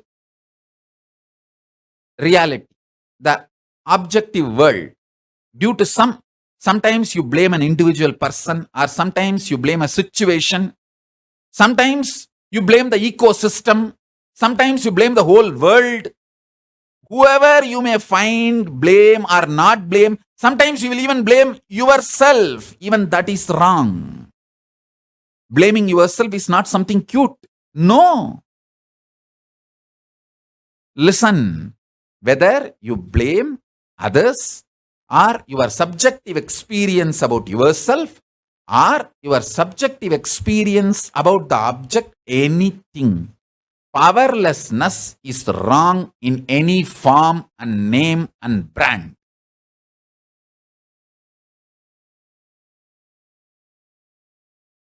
Understand that.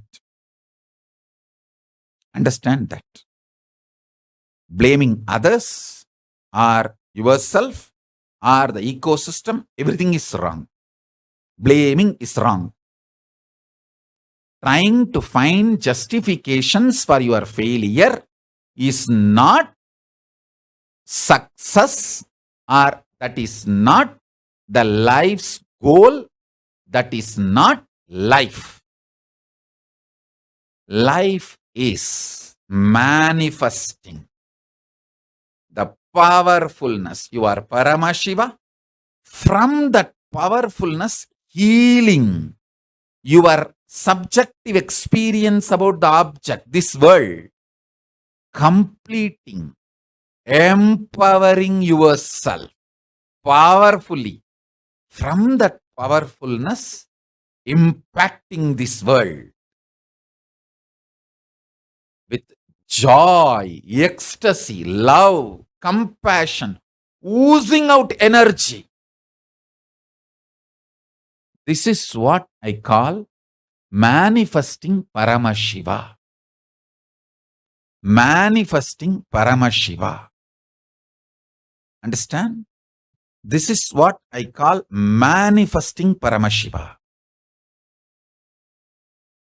This is what is super determinism. Your present moment has three components. Your experience about yourself, the subject's experience about the subject's experience about the object, and the object itself. These three put together is your present moment. If you can have power over all these three, you will have power over present moment and you will always live in present. All you need is just determination to manifest super determinism, nothing else. Now I am giving you initiation. Indu Priyal, allow the baby to sleep in your lap. Why are you sending her out? Mother should allow the baby to sleep in the lap. Especially during satsang, if she just listens to you, she will internalize everything.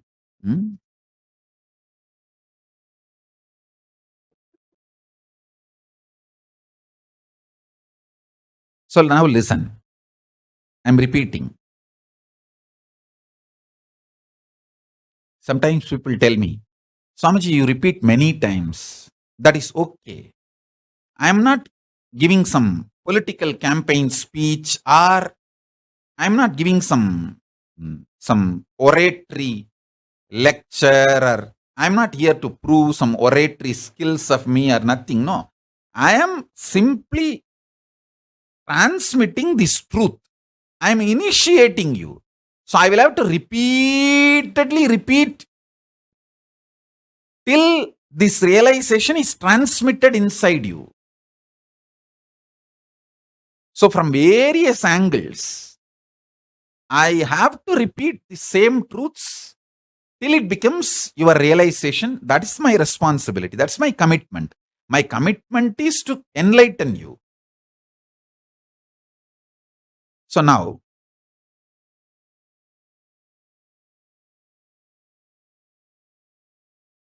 the power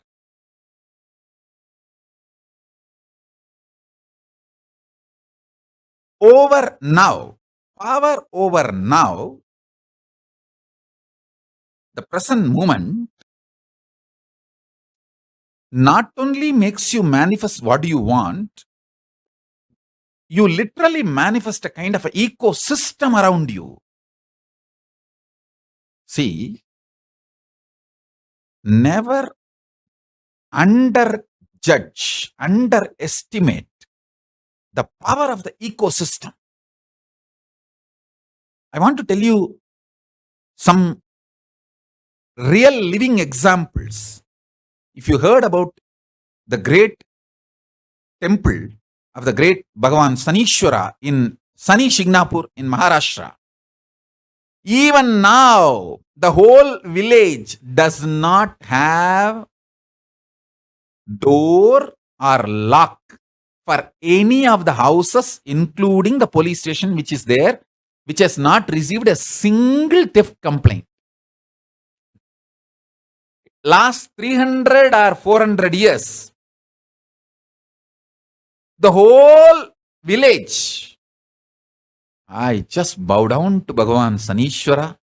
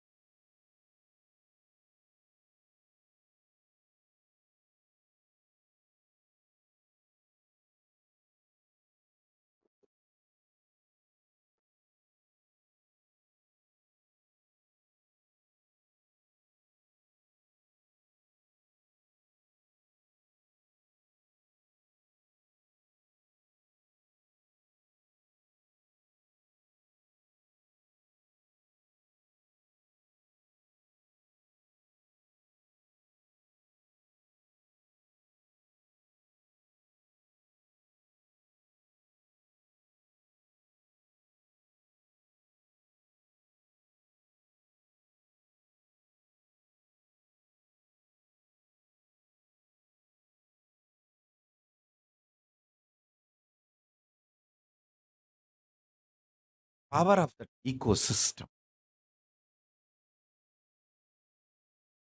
Understand?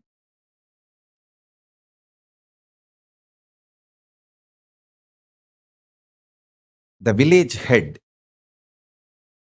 had the darshan that Bhagavan Sanishwara has come to their village in this Swayambhu form. The deity came in the flood. There was a river flood. In that, the deity came and Sanimahatma, Sanishwara, Bhagavan Sanishwara appeared, the head of the village head to his dream. He gave a vision, he gave a darshan. Surely it is not just ordinary dream state, it's a higher state. He gave darshan to that village head, told him install him in the center of the village and don't build anything above him, no roof. He wants to be just there and bless the whole village and protect whole village. And you should know, he is so alive and vibrant. That whole ecosystem last 300-400 years. Even now, people don't have any door or lock. Shops will be open. They will just close it with one sheet or a plank, the plywood. There's no lock. Shops, everything, including bank. The only lockless bank in the world is Sani Shignapur Bank. If you are in India, you should visit and have darshan of Bhagavan Sanishwara and experience the power of ecosystem. What an ecosystem can do. Not a single crime, not only no theft, no murder, no rape, no crime.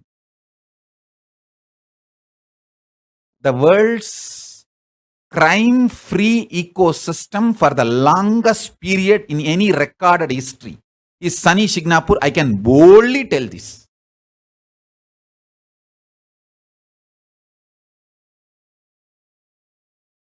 The power of ecosystem.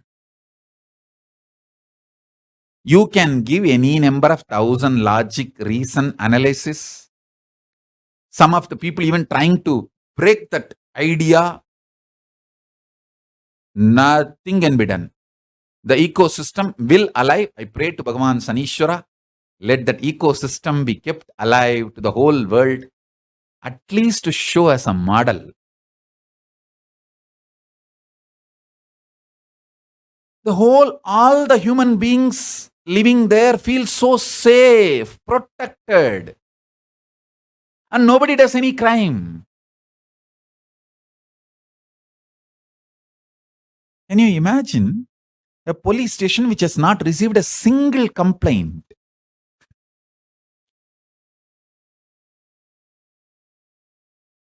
There are multiple documentaries about that Sani Shignapur village and the deity, Sanishwara.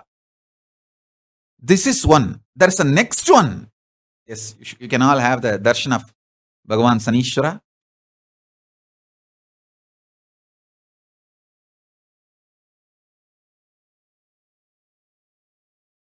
There is another one ecosystem. The village is called Shetpal. That is also in Maharashtra. That ecosystem is different level. No, I'm not going to compare. Surely I'm not going to compare. It's a different level. Even the animals are into that ecosystem. In that village, everywhere you will see cobra, most poisonous snake. Never anyone was bitten by cobra. Neither human beings hurt snakes, nor snakes hurt human beings.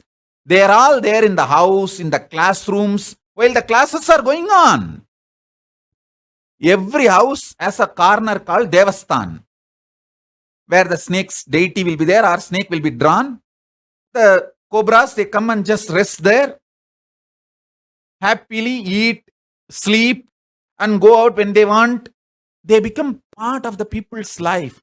Cobras are respected as gods. The whole ecosystem is such. If you are in India, you should visit Shetpal also. These two ecosystems you should experience. Only then you will understand the power of the ecosystem. Why I am struggling so much to create this enlightenment ecosystem. See, successfully I have created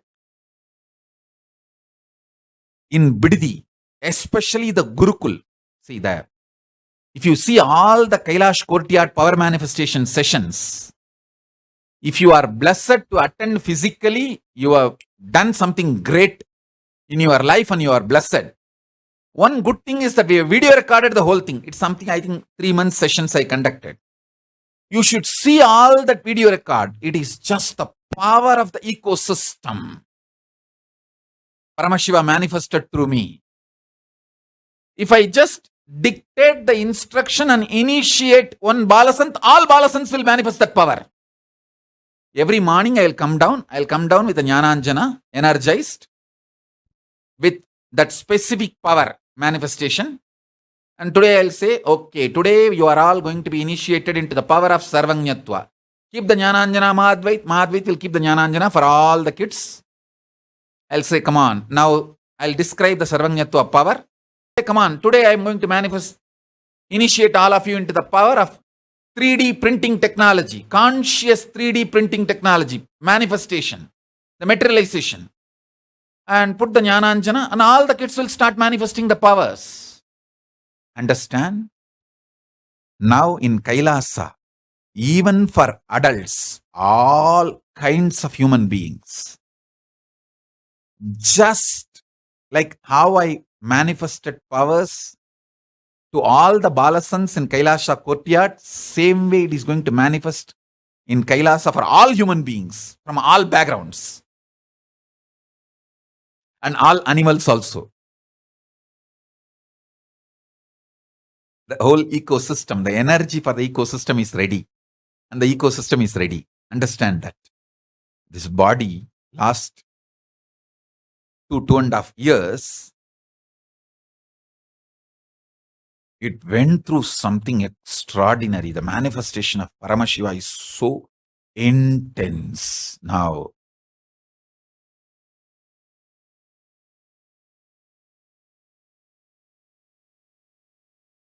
I have just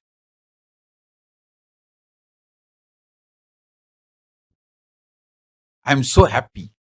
That's all I can say. The way Paramashiva is manifesting now. See,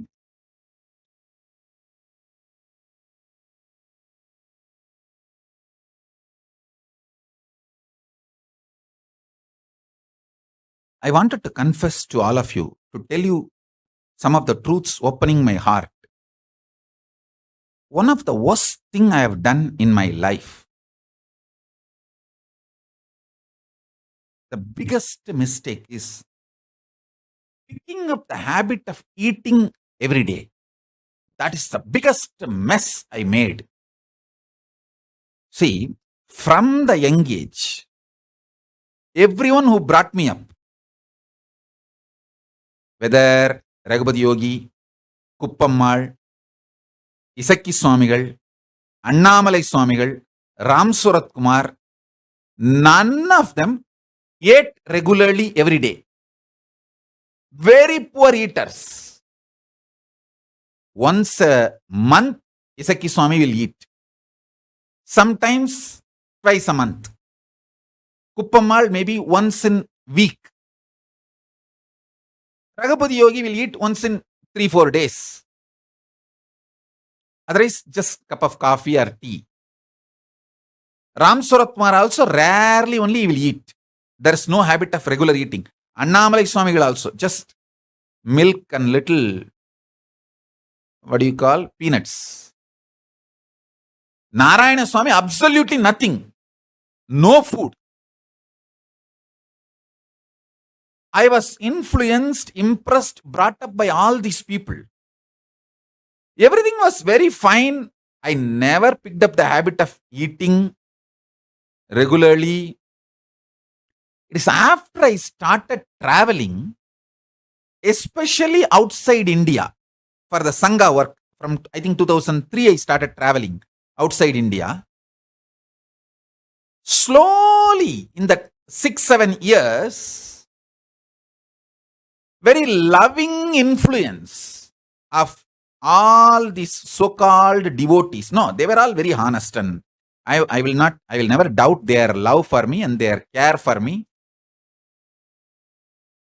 They are not supposed to be blamed. Especially the doctor disciples, all the American doctor disciples, they slowly started telling me, Swamiji, you should start eating well. You should start eating regularly. See,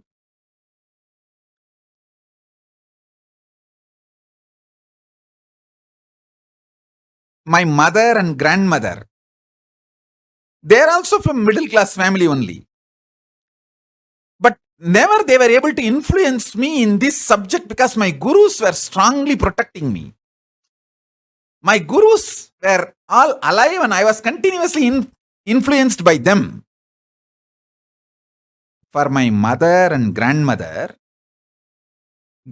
giving food and giving love, both are deeply connected. This middle class mentality. If they dump you with the food, they feel satisfied. They showered you with love. And I have seen one of my uncle from the nearby village. He will come. We are all from agriculture family. So he used to regularly do agriculture. He will work in the farm. Physically, he will do all the work. So he will eat very well. He is younger brother of my aunt's husband. Mama's younger brother. So he is also Mama. His name is Kalyana Sundaram. From nearby village Kuvanur, he used to come. He is a healthy person, young person. So he himself physically works in the field. So he will eat well. My mother and my grandmother will be so happy whenever he comes. They will cook nicely and have a long, big banana leaf and feed him. It is like a celebration for them. Whenever he comes and they feed him, they will feel so happy because giving food and giving love is so strongly psychologically associated in middle class families. No, I am very happy he comes and he is given feast and he is also happy. Everyone is happy. But the biggest problem is they will not stop there. They will come and poke me. My mother and grandmother will come and poke me. Patya, Mama eppadi saapradare? நீ இருக்கிய கோழி குறிக்கிற மாதிரி குறிக்கிறிய தின்றா திங்குடா அப்பதானடா உடம்பு நல்லா இருக்கும். Means they will come and poke me. See how Mama is eating well and how we are all happy to give food for him. You should also start eating like that. Otherwise you are just eating like how the hen picks few small worms. Like that you are picking up few pieces of rice and eating. They will try to pressurize me to eat. But fortunately, my gurus are not only in larger number, their influence on me was much higher than just my mother and grandmother. And I managed. But when I started traveling US, the influence of my disciples, especially when the care they showed, I slowly started picking up this mediocre lifestyle of eating every day. I tell you. See,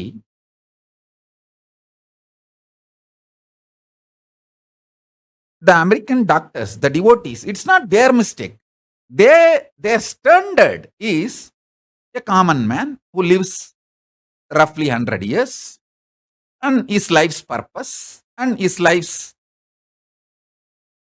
activities, all based on that, they have arrived certain conclusions. They were very honest and integrated to their conclusions, but the specimens based on which they came to conclusion is different. I am different. I missed that point and started eating as they advised. That is the worst mistake I have done. I wanted to tell the whole world. I want to put this on record. Picking up the habit of eating every day is the biggest mistake I have done.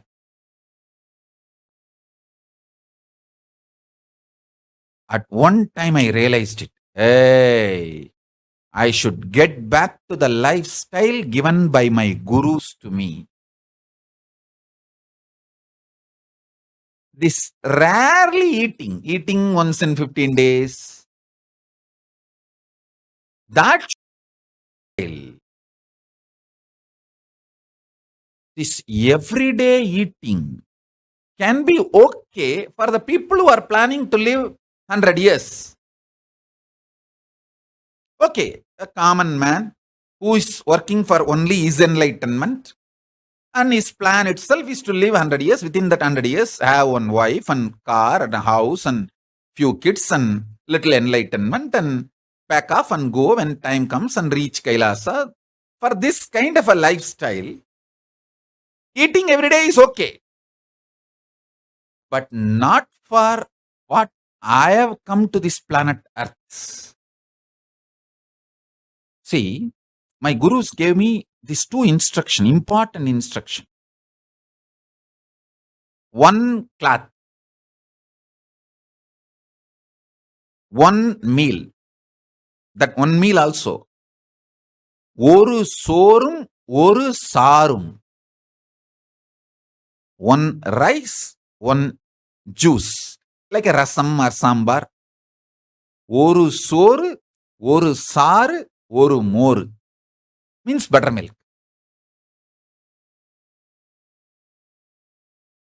They said, as an exemption, when I see, after doing Yoga Pattabhishekam to me, they sent me to a polytechnic to study. Somebody even asked the question. You said at the age of 16 they have done Yoga Pattabhishekam 1994, but you went to polytechnic till 1995 beginning. Yes, after Yoga Pattabhishekam they sent me to polytechnic to complete my studies. That time they gave an exemption. Whenever I go for this kind of things, I can wear more dresses. Even then, I should wear kavi inside, even if I wear adshan. Same way about food also. This is the rule. As an exemption they gave. Sometimes when you go, when you have to eat somewhere, okay. I maintained that same lifestyle even till I was in the Ramakrishna Math. Even though I used to be the kitchen Annadata and temple Bandari, I'll cook for everyone, but I myself is a poor eater and everyone was very happy about it. Very sincere tapasvi, and all of them used to support me for my tapas, and never I had any disturbance for my tapas. And that ecosystem is also very nice ecosystem, very good people supporting all the tapas and enlightenment lifestyle.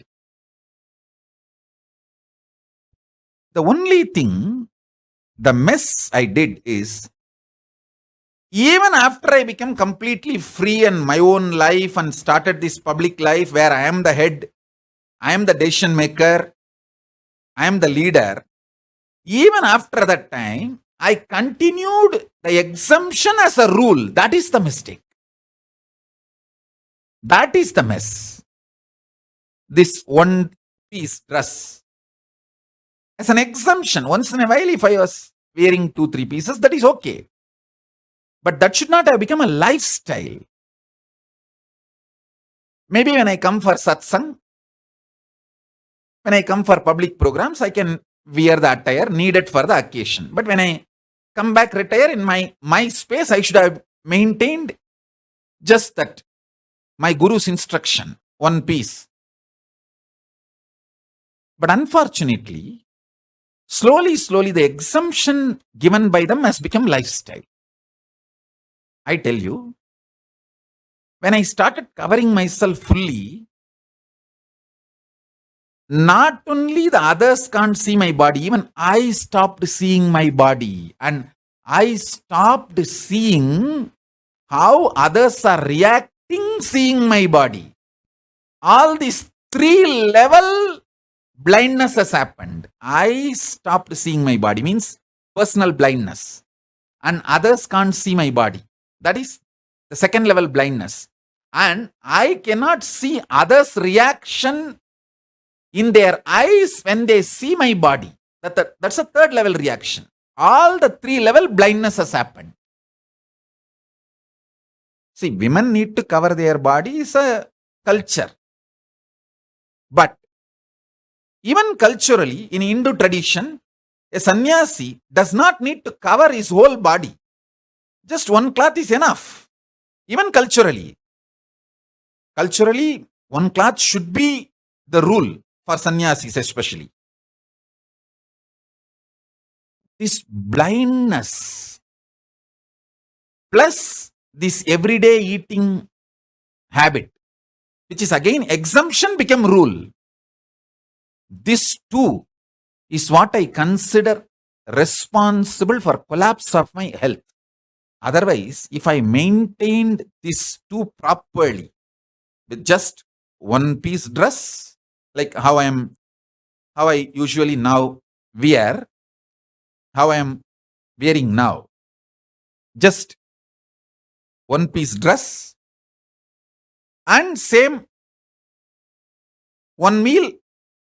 And nowadays it's not even one meal. I have, with the blessings of Paramashiva and Guru's grace, I made it like a rarely eating, once in 15 days. That kind of, only Maheshwara Puja eating, only on Maheshwara Puja's food. I made it that kind of lifestyle now. If I maintained this too, the one piece and one meal, even when they poisoned, I would not have suffered, I would have recovered very quickly. The impact of the poisoning would not have been there in my body for so long.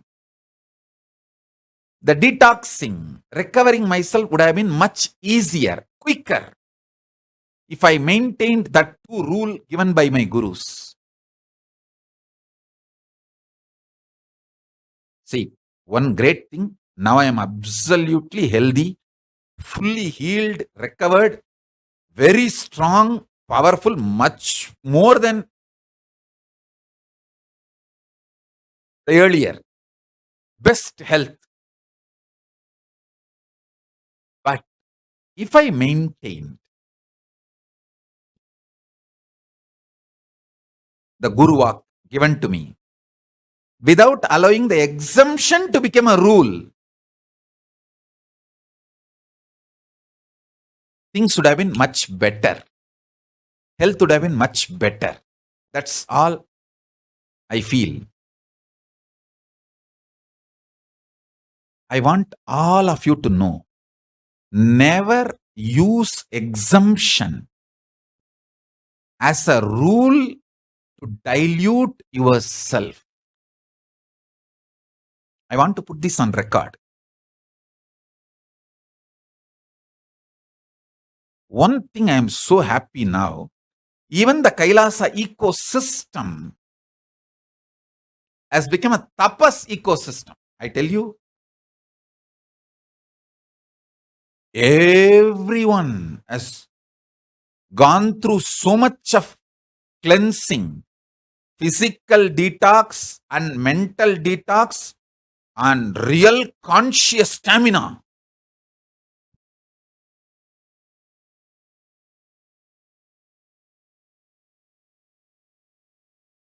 That is something wonderful, extremely wonderful and extraordinary.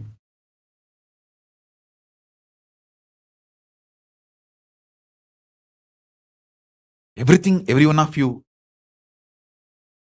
the whole Kailasa ecosystems, purification, especially last 3 years without even physically seeing me, all of you are still connected, involved, intense, evolving.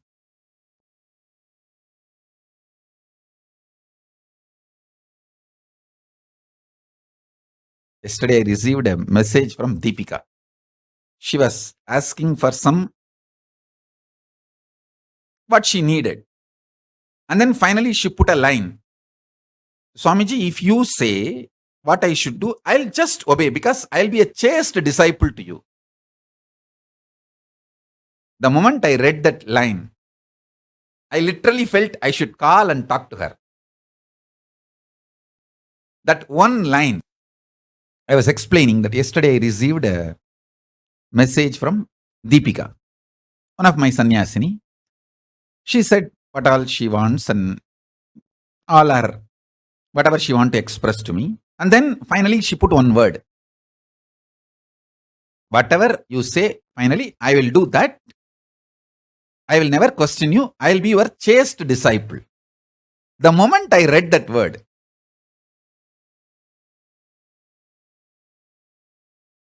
just my whole inner space melted. I said, call her. I want to talk to her. I want her to hear my voice at least. I know what happens to you guys when you hear my voice.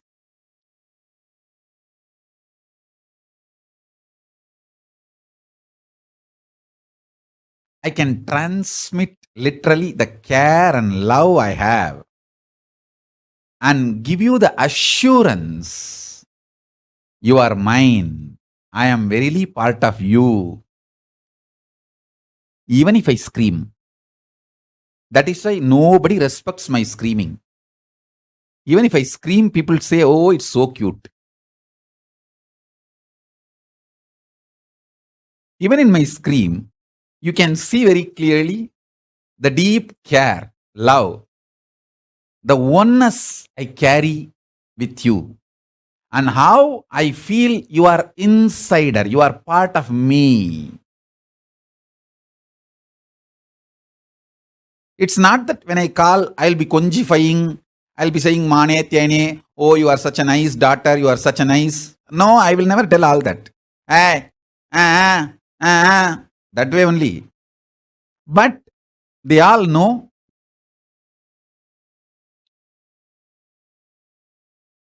there's a deep oneness.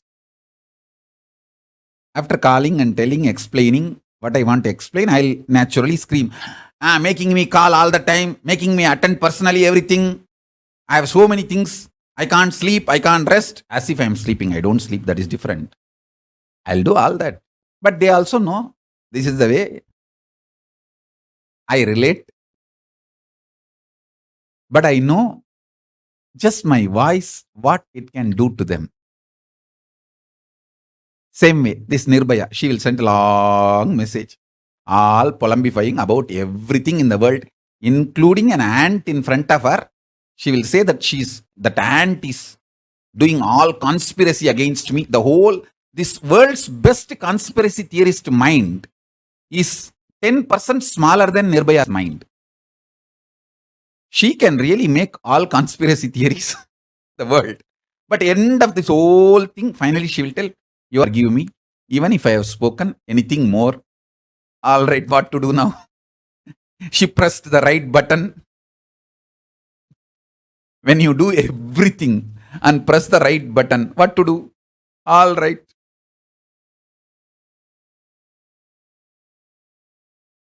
And same way Gopika.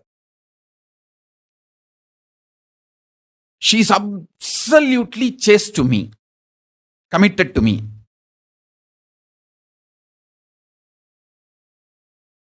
But cannot tolerate even herself. She won't tolerate even herself other than me.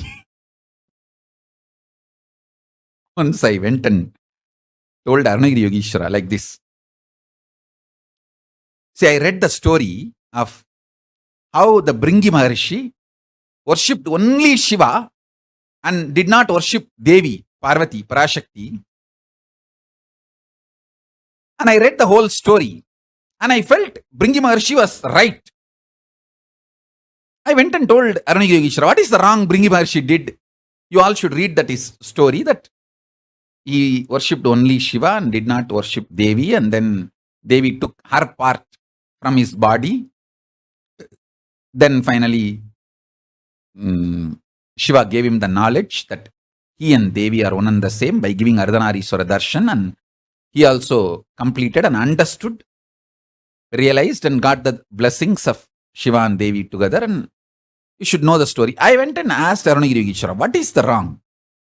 He laughed and said, beautifully, understand, being chaste only to Paramashiva is a great bhakti. Great, but not enough. Understanding all his dimensions is needed for the ultimate truth, liberation. Again, he showed the example. To be part of Kailasa, you need to understand all dimensions of Paramashiva. You need to be in sync, completion with all aspects of Paramashiva. Only then you can achieve Sayujya Mukti, the ultimate enlightenment, liberation. I'll be connected only to you. Great, but not enough. Understanding the whole ecosystem, being part of the whole ecosystem, makes real Sayujya Mukti. That gives you the ultimate Sayujya Mukti and ultimate Mukti. I have seen people telling, oh, it's okay, I'll only be connected to you, I don't want to be part of the Kailasa. Then naturally I tell you, even your only connection to me will start getting diluted. And you will slowly lose it. Don't do that mess. Ecosystem is very important for continuous progress and manifestation of Paramashiva. Ecosystem is important for the ultimate mukti. People who try to deny the ecosystem, means Sangha administration, Kailasa people, and try to think that they will hold on only to me, they will not trust anyone in the ecosystem. I tell you, that is neither right attitude, nor that will take you to the great and greater space. That is the lesson Paramashiva taught to Bringi.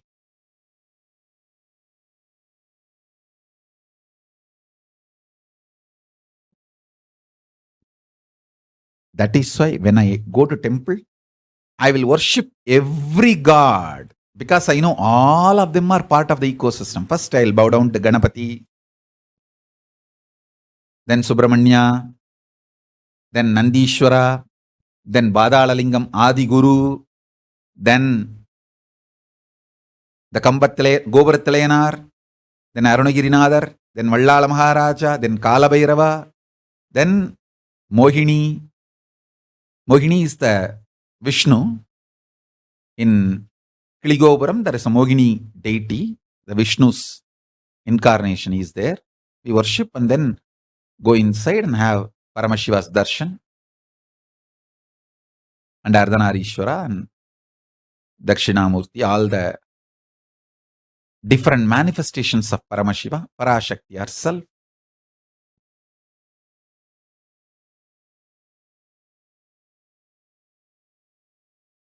I tell you,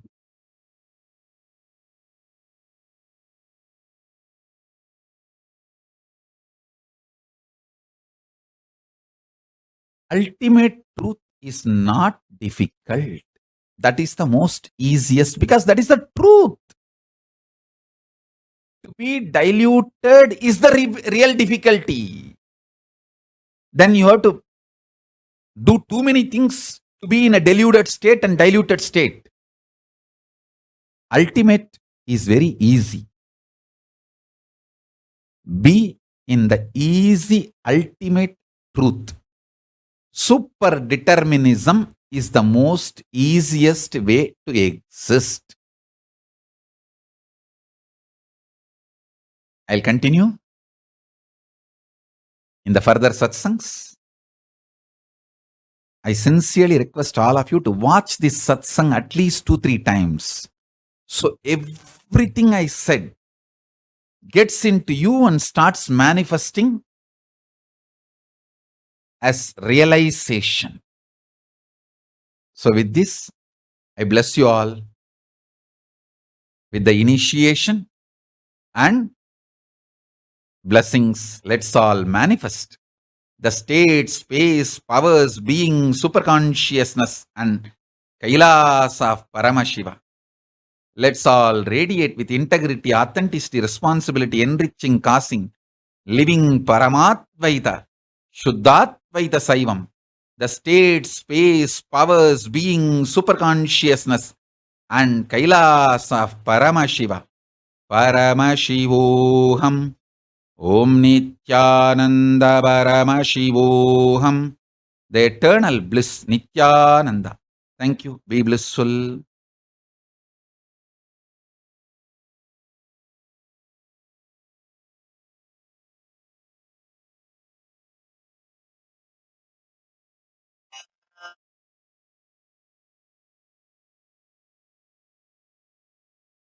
श्रीकैलासोन्नतद्वादशान्तश्यामलापीठारूढ श्रीमीनाक्षिसुन्दरेश्वरा भिन्नस्वरूप परशिवपुत्ररत्न Kumar गुरुमण्यतुल्यावतार श्रीपार्वतीस्तन्यपानलब्धदिव्यज्ञान विश्रुतसकलनिगमागमसारभूत द्राविडवेद प्रवक्त्रे श्रीमत्परमशिवकरुणासमधिगत मुक्तामय चतुरश्रयान गीयमान छत्रचामर श्रीचिह्नकाहलादि समस्त बिरदावल्यलङ्कृत ज्ञान विज्ञान चक्रवर्ती सर्वजन संघ सद्यो निर्वाण दीक्षा व्ययापवर्गवर्ष विश्राण जीमूत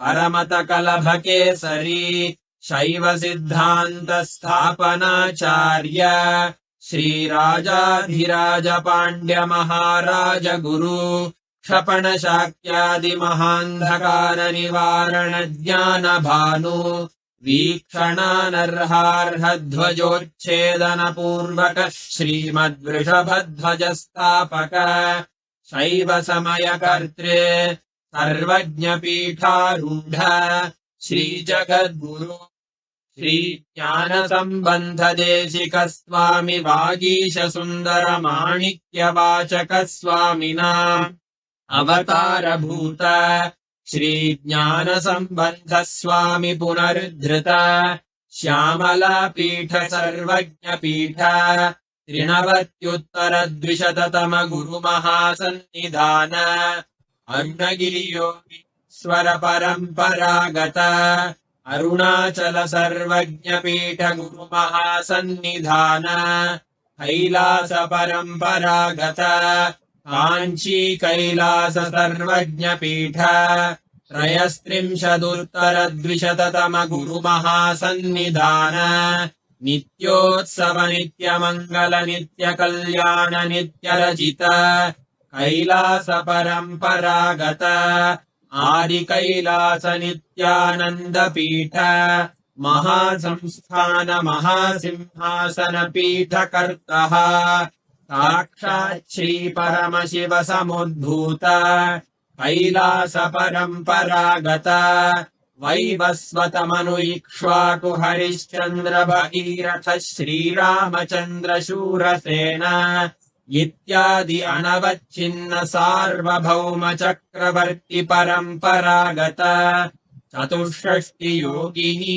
मंडित चतुष्षष्टि संप्रदाय प्रवर्तक मनुधर्म शासन सूर्यवंश प्राप्त सर्वज्ञ पीठ सुरांगी साम्राज्य मूर्धाभिषिक्त चूडामणे साक्षात् श्री परमशिव समुद्भूत कपिल महागुरु पुनरुद्धृत महानिर्वाणि पीठ अष्टोत्तर सहस्र श्री महामंडलेश्वर साक्षात् श्रीपरमशिवसिंहासनाभिषिक्त समस्तगणनायक श्रीमहागणपतिसमारम्भ अनवच्छिन्नपीठाधीश्वर गुरुपरम्परा प्राप्त अटलपीठ अष्टोत्तरसहस्र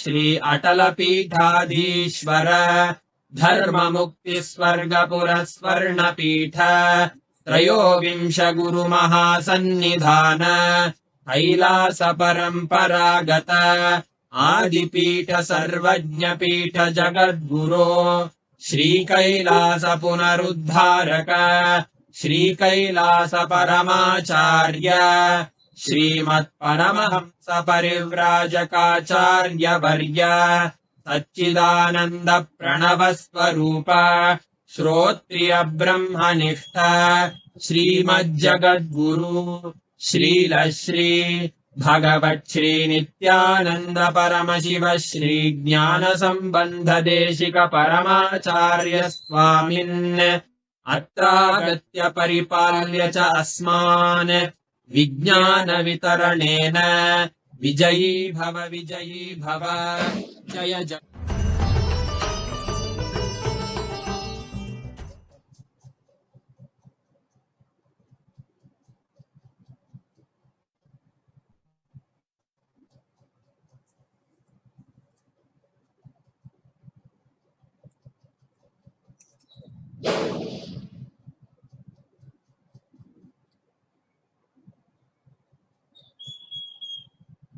Let's start with the Sadguru Vandanam. Nithyanandam Paramashivoham Kevalam Jnanam Brahmadhitam Gaganasadasham Tasamasyadilakhyam Ekam Nityam Vimalamachanam Sarvadi Sakshibhutam Bhavadhitam Trigunarahitam Sadgurum Tam Namami. Let's go through the disclaimers. Security measures. No photography, video, audio recording. Important cautions.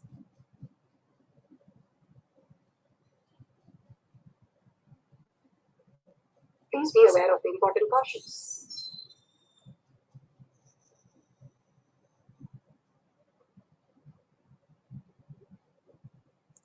What is spa manifestation? Let's hear from Bhagwan himself explaining what is spa manifestation. All the mental states, conscious, when they happen in you, due to your chemicals and hormones ups and down, it is powerlessness. When it happens in you, out of your free will and consciousness, it is powerless. That's all. When you fall into sleep, it is powerlessness. When you enter into sleep, it is powerless. When you fall into dream, it is powerless. When you decide to dream, it is powerless. So I have added the ultimate powerfulness, Turiya, in your whole being and doing, manifest all the power. Understand, power manifestation is nothing but cognitive shift. It's not work. It is cognitive shift. Understand? It is cognitive shift. It's not work. Work is the whole thing.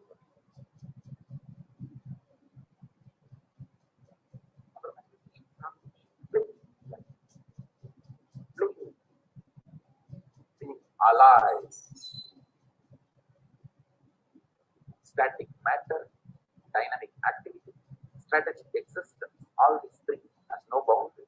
You are one with it. You are alive in everything. Everything listens. Everything decides as you want.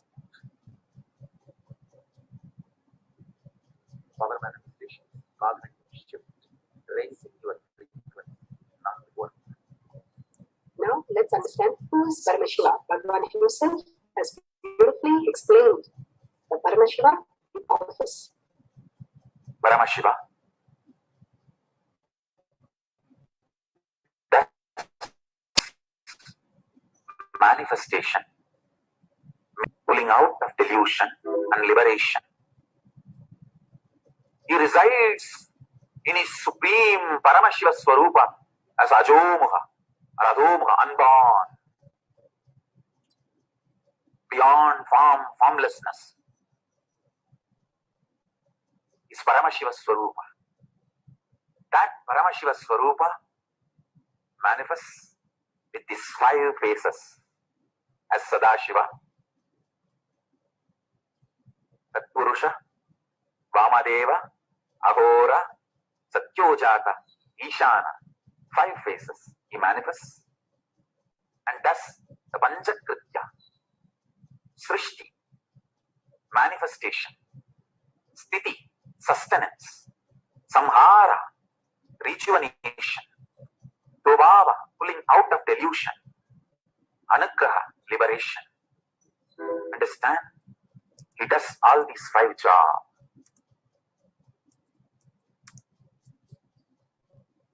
Through these 5 faces. Now listen carefully. Purusham, Vamadevam, Satyojatam, Agoram, Ishanam. These 5 faces, thus Panchakrityas. Each phase,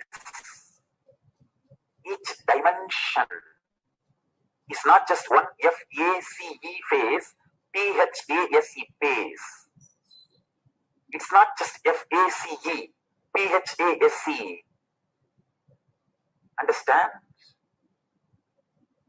The creation, not just creation getting created, even sustenance need to be created, destruction need to be created, and pulling out of delusion need to be created, liberation need to be created. Then creation, manifestation need to be maintained. Maintenance, sthiti itself need to be maintained. Destruction, samhara, the rejuvenation need to be sustained, maintained when it is happening.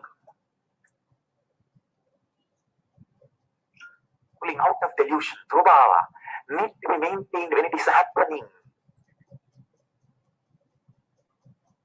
And Anugraha, liberation, need to be maintained when it is happening. Those micromilliseconds when it is happening. So understand, Satyojata Murti has 5 phases. Ishana Murti has 5 phases. Vamadeva Murti has 5 phases. Agora Murti has 5 phases. Tatpurusha Murti has 5 phases. So, Tatpurusha Murti has his 5 phases. Agora Murti has his 5 phases. Vamadeva Murti has his 5 phases. Satyojata Murti has his 5 phases. Ishana Murti has his 5 phases. All these 5 Murtis, 5 phases put together is 25 phases of Mahasadashiva. Bhagavan beautifully explained. Now, who is His Divine Holiness Bhagavan Nithyananda Paramashivam, Supreme Pontiff of Hinduism, Jagadguru Mahasannidhanam, His Divine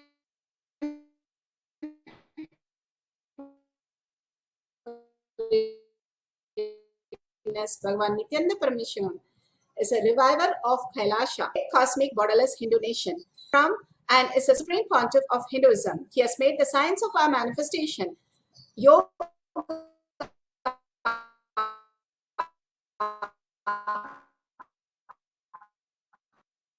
temple-based university for humanity. Bhagavan Nithyananda Paramashivam, the order of monks, nuns, and Hindu diasporas are working for global peace and to give a superconscious breakthrough to humanity. Nithyananda Hindu University, world's largest with extended campus in 150 countries, is collecting, preserving, time capsuling, decoding, spreading, reviving 20 million source books of Hinduism and 64 arts like science like Ayurveda, music, dance, astrology, Vastu, and many more. His Divine Holiness Bhagavan Nithyananda Paramashivam is 293rd Guru Mahasannidhanam of Shyamala Pita Sarvanya Pita, ancient apex body of Hinduism, and present emperor of Suryamsa Sarangi Samrajyam. His Divine Holiness Bhagavan Nithyananda Paramashivam has survived the worst prosecution of multiple assassination attempt on person and character by anti-Hindu elements. Bhagavan has beautifully given the pramanas. Pramanans are the evidences from different dimensions. Here, science of power manifestation is authentic, time-tested, foolproof, and scientific. The Shastra Pramana, the evidences from the Shastras, the eternal, unchangeable truth revealed in the source scriptures, the Vedas and the Agamas, the Apta Pramanas, the experience and results of the Rishis, Munis, Ganas, Nayanamas, Alvas, Siddhas, who are the authority of Hinduism, who have manifested all the powers of Paramashiva, which is authentic, time-tested, and foolproof. The Atma Pramana, account of His Divine Holiness Bhagavan Nithyananda Paramashivam, this millennium's avatar's personal experience of manifesting each and every power, and his very own Leelas, his games, his plays, to show us how to raise to superconscious space from all our incompletions. Shakshi Pramana are the experience of millions of disciple, devotees, followers all around the world who are initiated by Bhagavan into the science of power manifestation. Pratyaksha Pramana, the evidences from the sun measuring the effect of being in the enlightened state. Only in the enlightened state, all these are manifested. Again and again, he repeats that all the humanity, whether we are in the coma state or we are 1-year-old kid or 99-year-old man, we can manifest all the powers of Paramashiva. Only what we need to do have is just the humble space for us in gratitude, and we need to be in the oneness with Paramashiva to manifest all the powers of Paramashiva. Let's go to Shastra Pramana. Shastra Pramana are the eternal, unchangeable truth revealed in the source scriptures. Veda Agamas. Swadehe jagato vapi sukshma sukshmatarani cha tattvani yani nilayam dhyatvante vyajyate para. Vijnana Bhairava Tantra. Vijnana, consciousness. Bhairava, to go beyond the mind and experience consciousness. Tantra, method from which we experience the consciousness which is beyond the mind. What we all perceive is only in the mind. Whatever you perceive, it is only perceived in the mind. Your processor is the mind that you perceive. But how to go beyond the mind if the mind is the processor? Bhagavan gives all the method and even enacts the whole play for us to make us understand. All the gurus descend and avatars descend on planet Earth to raise the planet into the next level. Bhagavan has come down to make us understand that we don't have to be bound by mind and suffocate and suffer and finally disease and death and repeat the same thing. There is something much beyond that which we can all experience as consciousness. Power manifestation is the way we manifest all our reality and command the whole reality when we understand we are consciousness, we are the Brahman, I am Paramashiva. Again and again when we reiterate I am the Paramashiva, the other things that you had the identity withers away.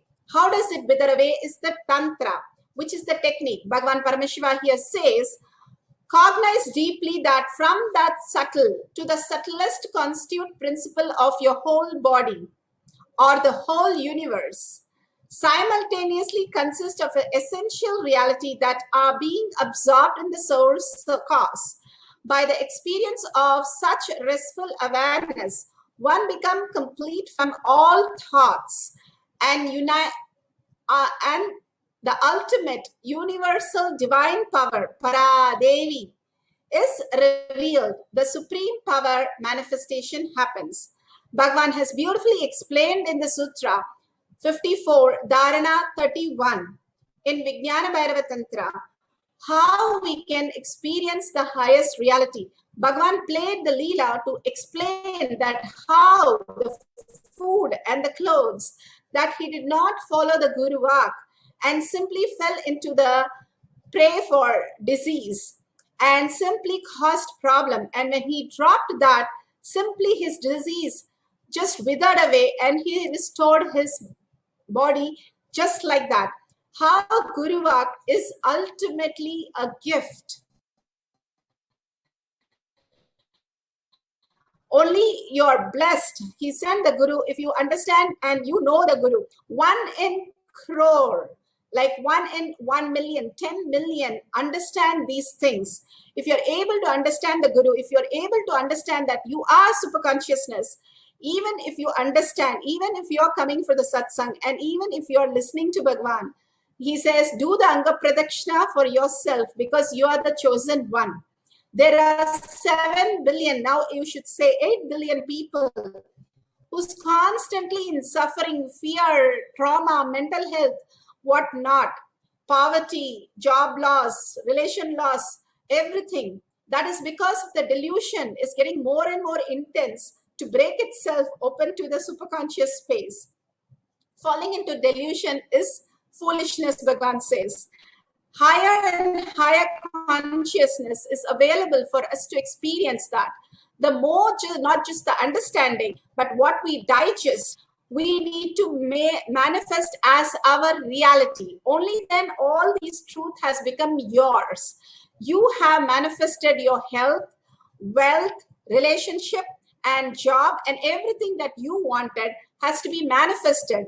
If you listen, it's one level. But if you manifest your reality, you will understand that life is a manifestation.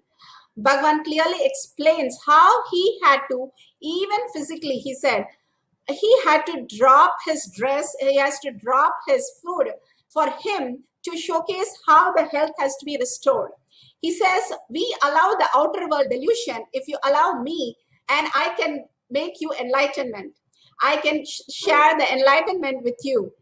You are allowing all the delusion.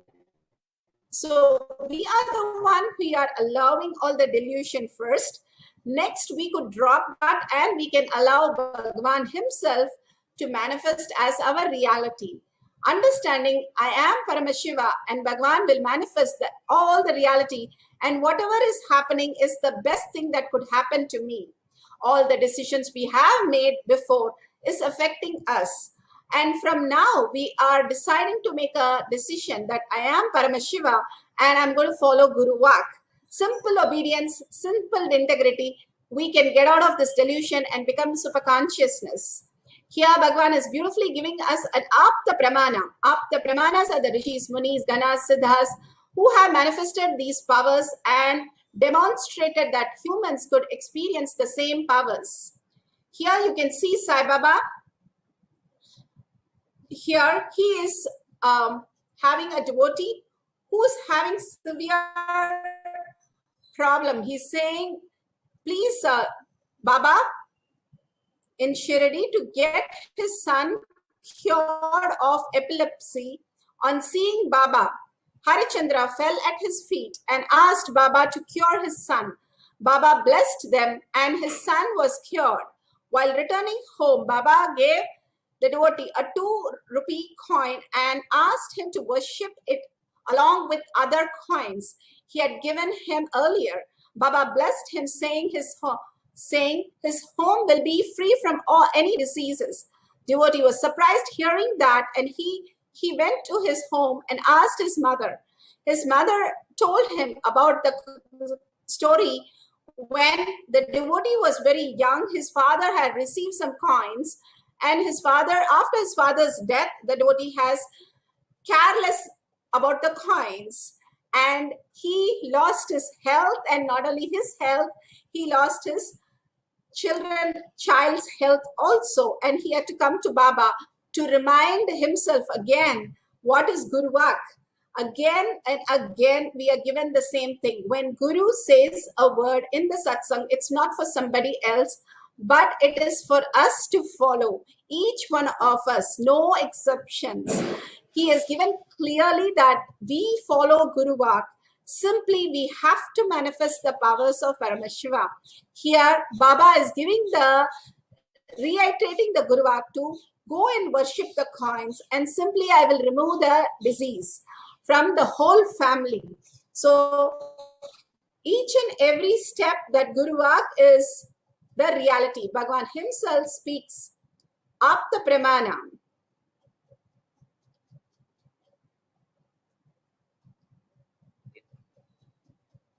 can just one ray of his energy into somebody's body and see the whole action, signs, what happens in and out, and able to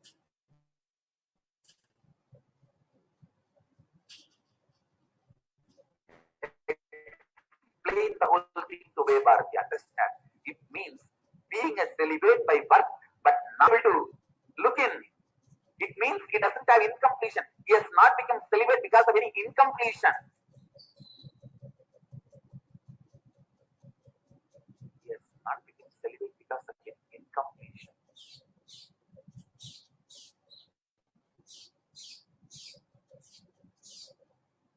That is the beauty of the Brahmacharya in Vedic tradition.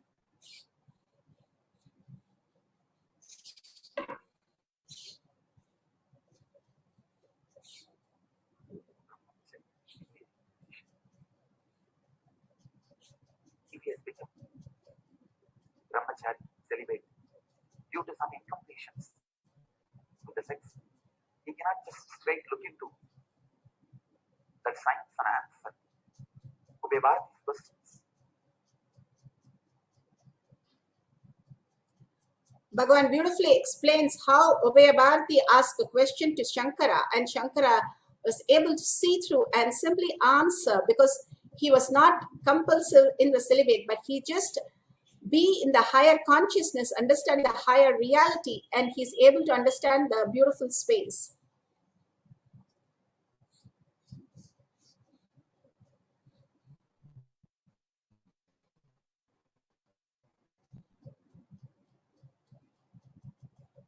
The motherliness in her was awakened.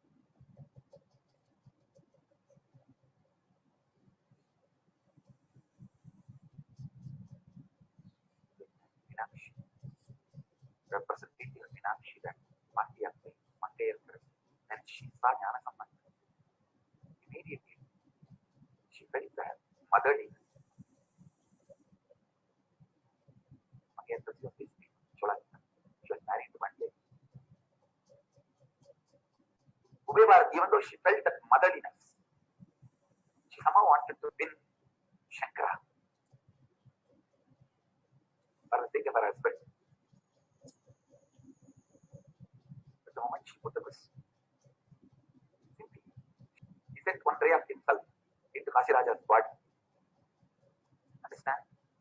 Pure consciousness. When you don't have incompletion, want to look into, you can just look into any one person's brain or look through any body. Usually that's what I do. If I wanted to have knowledge about any subject, I'll pick up that book, just concentrate on the knowledge of that author, the thought thread of that author, download it, observe, and throw the rest.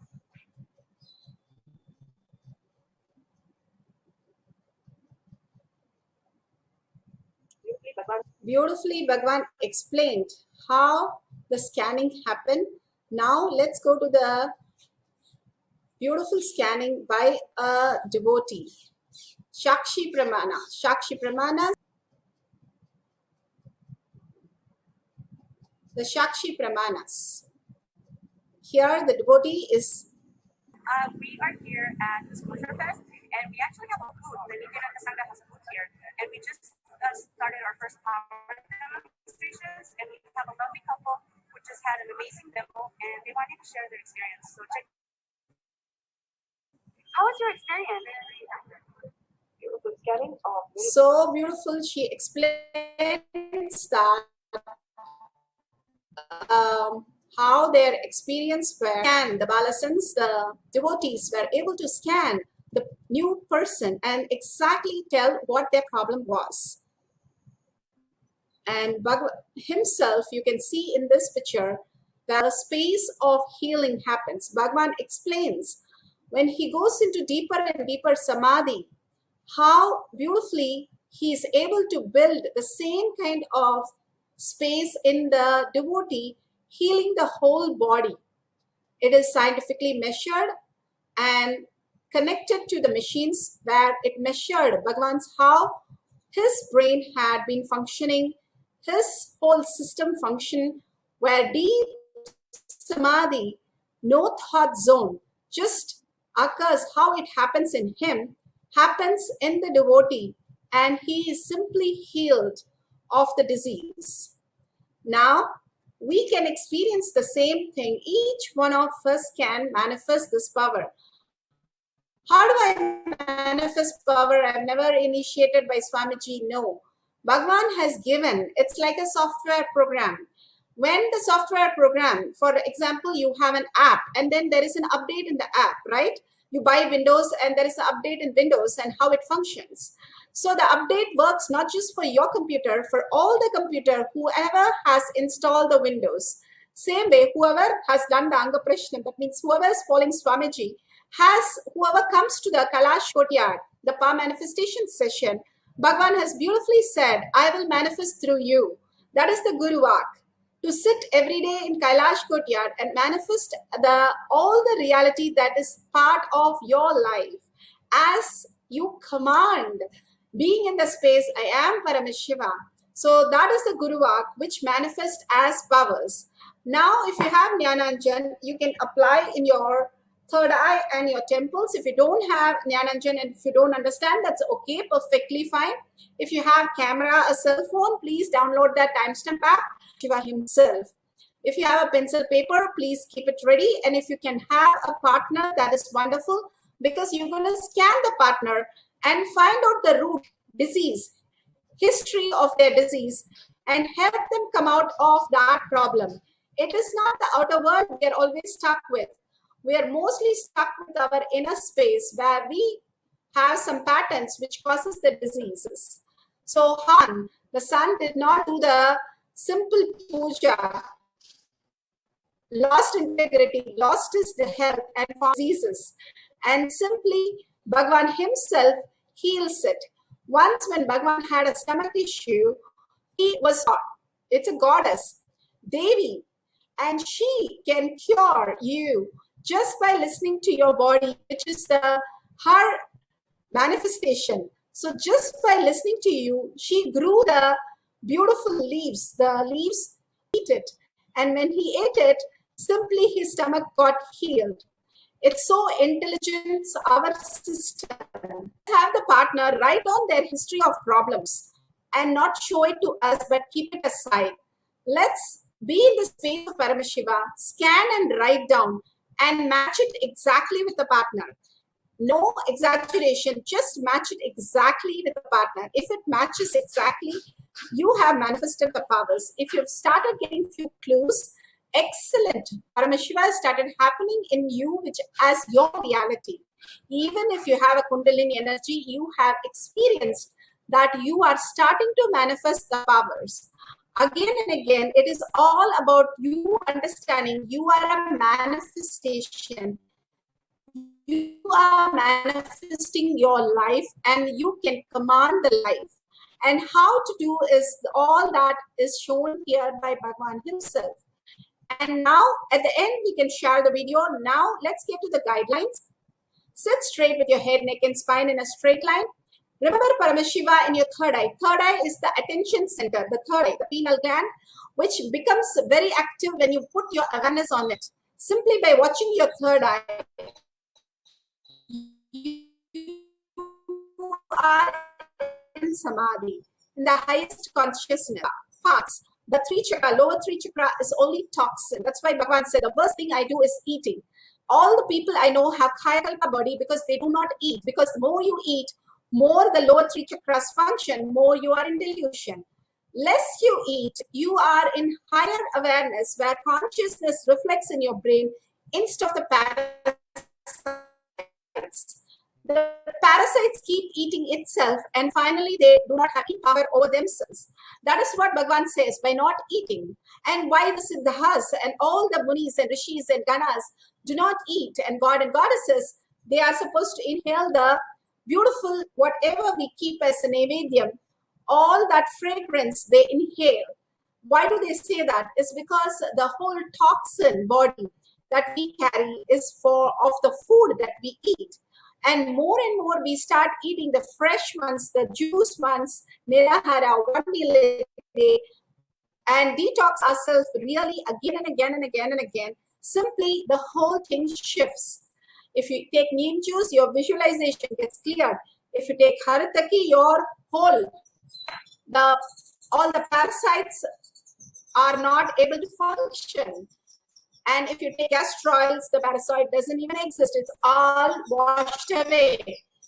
Each of these greatest gifts that Bhagavan has given us to have a superconscious breakthrough as a science, not as a glimpse or not just as a fluke, but as a reality, so that you know how to command your life and grow into more intelligence and more consciousness. Now, absolute unclutching from your verbalization and visualization, whatever is going on in your mind, for a few minutes, tell very clear, I am going to be only thinking of Paramashiva space. All the Bhava Darshan, we've been flooded by Bhagwan again and again and again. If you close your eyes, you can see Venkateshwara, Khalabhairava, Amma, Mariamma, simply happening constantly. And we're going to have one more next. And the next darshan, we are going to have Mariamma again. All these darshans Bhagwan is giving for us to have only her as our visualization. And all the Ajaba Japa, all the Mahavakya becomes the Ajaba Japa. Ajaba Japa means you don't use your tongue to make the noise, but beyond that, the tune goes inside your throat. Not a cinema tune, but Mahavakya tune, which raises your consciousness. Each sound has a power. If you keep on reading something and something is very traumatic, you will be in low energy. If you are in inspiring space, you have high energy. The voice, the words, the sound has tremendous energy to manifest as your reality. So let's sit straight and pen down whatever Paramashiva says in your third eye. Bring your attention again and again. Bhagavan says, remembrance is liberation. Just by remembering Bhagavan, you can be liberated. What an easy way to get liberated and beautiful way. And more, Bhagavan says, if you chant the mantra, your Jatakni, what you are having in your stomach, and from your navel you chant, comes the reality of you as your reality. Whatever you want, you're able to command. Now pen down whatever appears here. Sincerely, seriously, get into the space of oneness with Paramashiva. All the darshans is your Bhava. Or you have had a hug or personal conversation or initiation, bring that Bhava. In that Bhava only you manifest as powers. All your trouble is still a delusion.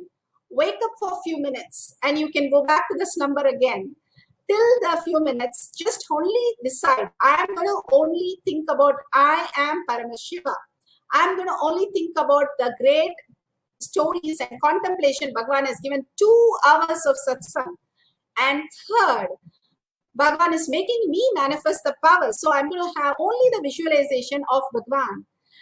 And chant the Mahavakya sincerely for a few minutes to manifest the powers. Now, let's sit straight, visualize Bhagavan in your third eye and start chanting the Mahavakya. Whatever appears, just make a note and make sure your cameras are on. Let's start.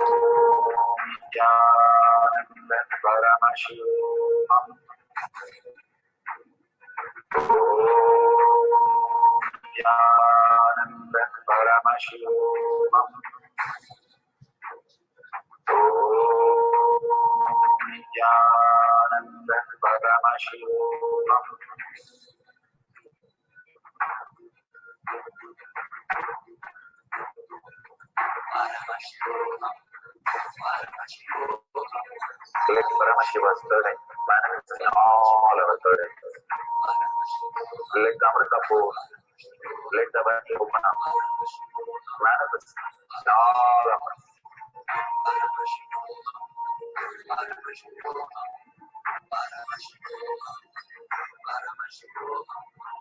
Let Paramashiva overflow, manifest the powers in all of our third eyes.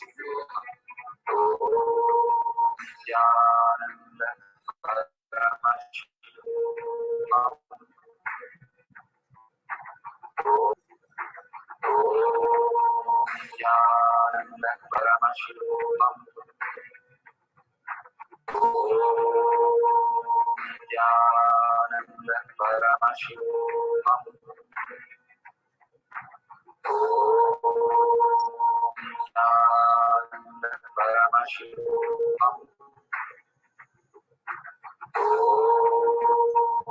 Nityananda Paramashivoham. Nityananda Paramashivoham. Nityananda Paramashivoham. Nityananda Paramashivoham. Nityananda Paramashivoham. Nityananda Paramashivoham.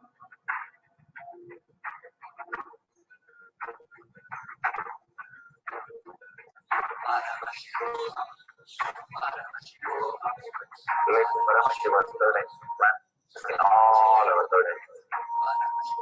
Let the Amrita flow. Let the Varni open up. Manifest in all of us.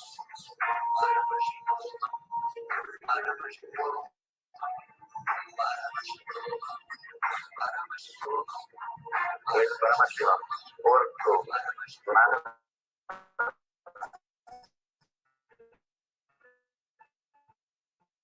The powers Nityananda Paramashivoham. Nityananda Paramashivoham.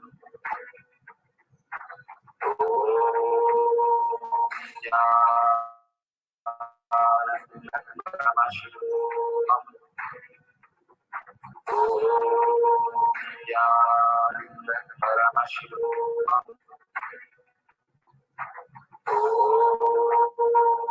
Nityananda Paramashivoham.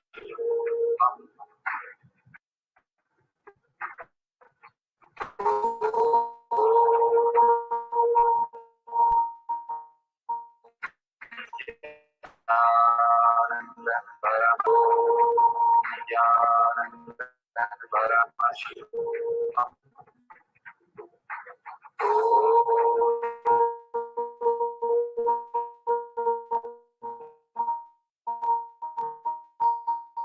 Nityananda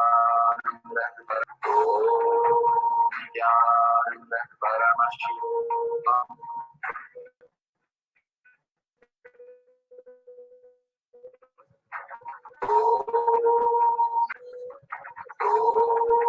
Nityananda Paramashivoham. Nityananda Paramashivoham.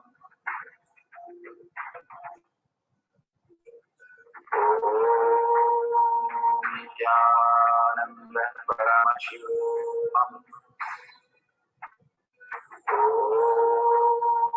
Nityananda Paramashivoham.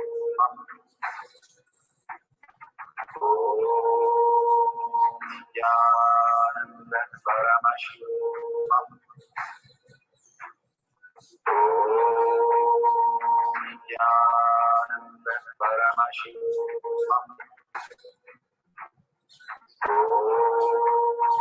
Nityananda Paramashivoham.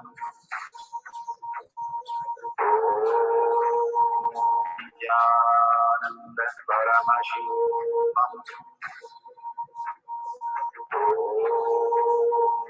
Nityananda Paramashivoham.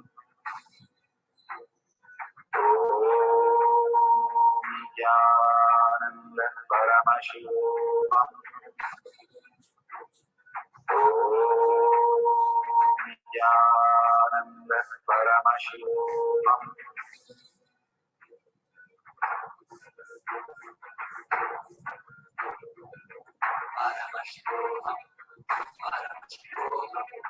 Let Paramashiva's third eye manifest in all our third eyes. Let the Amrita flow. Let the Varni open up.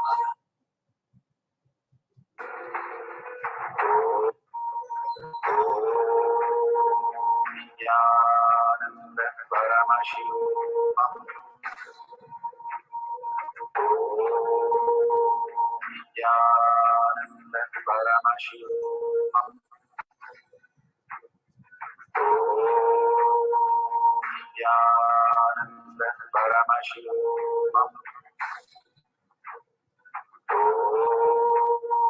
Nithyananda Paramashivoham.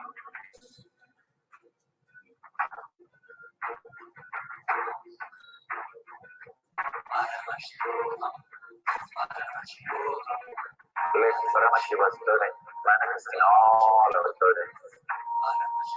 Let the Amrita pour, let the valley open up, manifest in all of us.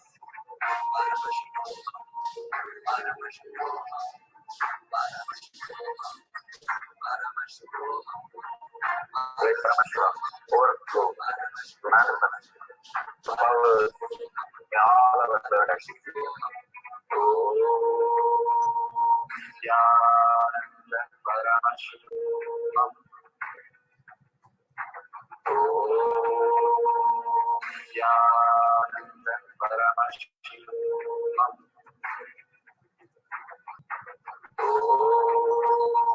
Nithyananda Paramashivoham.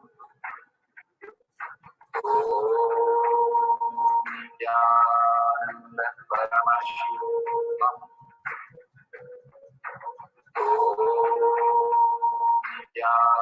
Nithyananda Paramashivoham.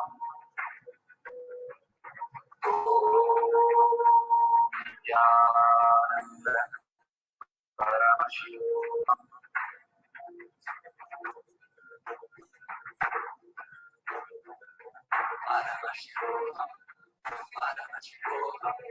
Let Paramashiva's name manifest in all our burdens.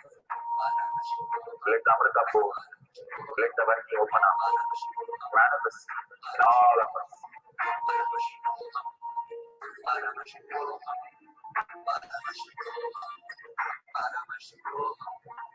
Let Paramashiva overflow, manifest the powers in all of us. Nithyananda Paramashivoham. Nithyananda Paramashivoham. Nithyananda Paramashivoham. Nithyananda Paramashivoham.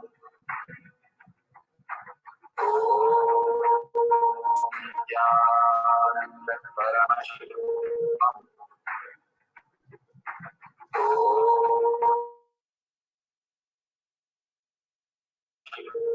Wonderful. You can post in your comments if you have a question, and you have a beautiful click. You can share that. You can ask your partner how he has manifested, or you can select your partner from the chat itself. If you don't have any partner, you can ask one of you to scan. It's for each one of you. When you scan, when you heal, simply get healed. See how the power manifestation happens. Bhagavan beautifully describes when you go into that no thought zone except Paramashiva, that you are Paramashiva, and except for Bhagavan, there is no other thoughts. Again and again, you're restoring yourself to that beautiful space of oneness with Paramashiva. That time it clicks. Human being, even scientifically, can experience 3 to 4 minutes of no thoughts. 3 to 4 seconds of no thoughts, because you're initiated, you are in Kailash courtyard. You make the manifestation happen in those few seconds, and it just flashes for us, and it is correct whatever we manifest, because those flashes are Paramashiva's space that we are experiencing. How? When we laugh for a joke or we sneeze, 1/8 of a second, we do not have a heartbeat also. Those moments, the Paramashiva space is reality. Or when we are in deep sleep, we have few minutes, 2 hours every day, all of us, never getting bored, never getting tired, never questioning anything. But we want to do that again and again, because that is Paramashiva space. Like same way, no self-doubt, no self-hatred, or no self-denial, no questions asked. When you come to the Guru, just surrender. you will always be blessed.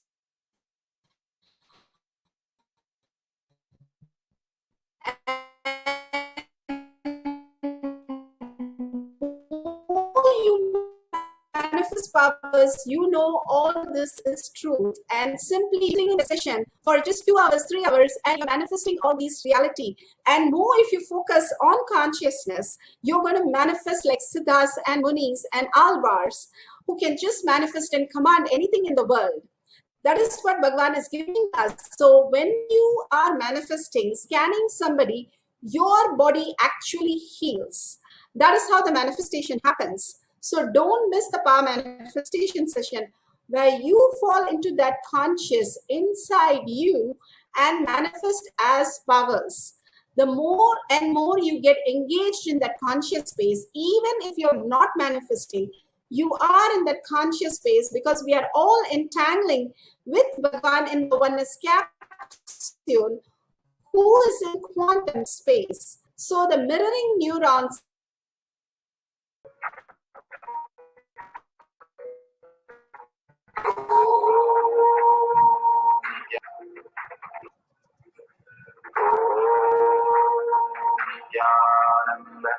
Paramashivoham.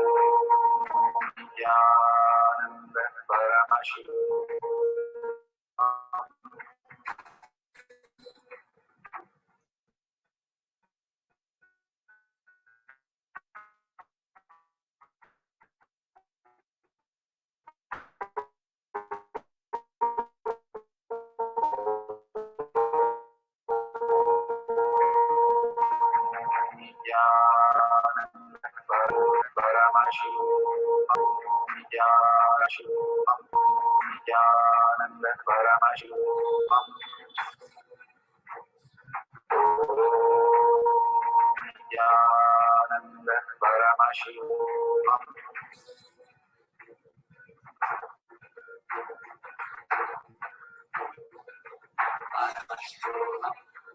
Paramashivoham. Let Paramashiva's third manifest in all our third eyes. Let the Amrita pour. Let the Paramashivoham.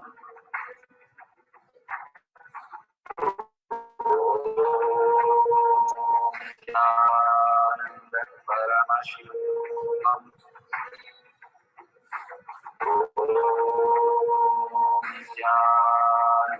Paramashivoham. Paramashivoham.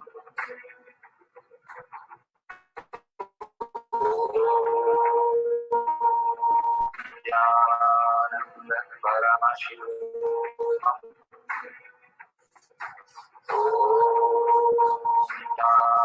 Paramashivoham.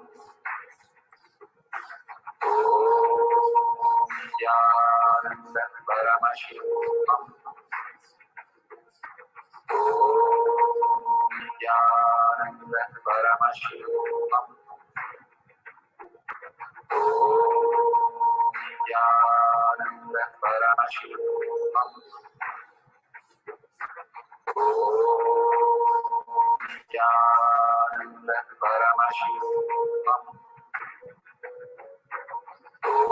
Paramashivoham.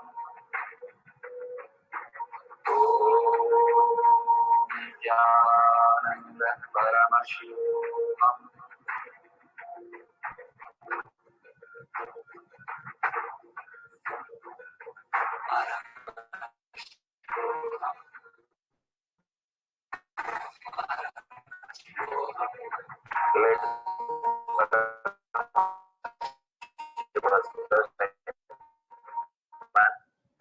In all our third eyes. Manifest in all of us. Let Paramashiva overthrow, manifest the powers in all of our third eyes. Nithyananda Paramashivoham. Nithyananda Paramashivoham. Nithyananda Paramashivoham. Nithyananda Paramashivoham.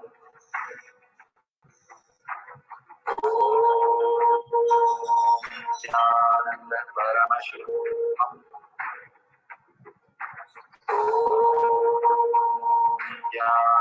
Nithyananda Paramashivoham.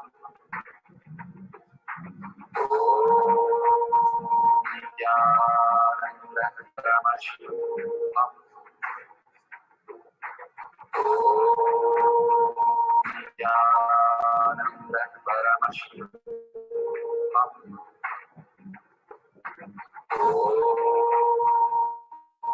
Nithyananda Paramashivoham. Nithyananda Paramashivoham. Verification process for history of detailed voice. Beautiful. The verification process. You can go ahead with the sharing. It should be authentic sharing. And all this is what you contribute to yourself. More and more you understand the higher reality, you will understand and not question. Like a monkey comes and asks, why are these people building skyscrapers? Because the monkey is not able to build, but monkey has to become human to build the skyscraper. Same way, each one of us, if we are more and more in consciousness, we'll understand the baby's play, asking all the questions. But if you are in oneness and you raise yourself and see your life manifesting wealth, health, you will be shocked. Oh my God, I am Paramashiva too. The monkey understands, hey, I am human too. That is the state Bhagavan is bringing in all of us. Again and again, he's making millions of disciple devotees, healing them, solving their problems, making them wealthy, rich, and making them very healthy, which is impossible. Otherwise, simply it is happening around him. Why? That's because of the oneness space that they are ready to receive. Unless you are ready to receive, however great the tap is, there is no point. Your cell phone can be the greatest cell phone in the world, but if you do not have a charger, it is useless.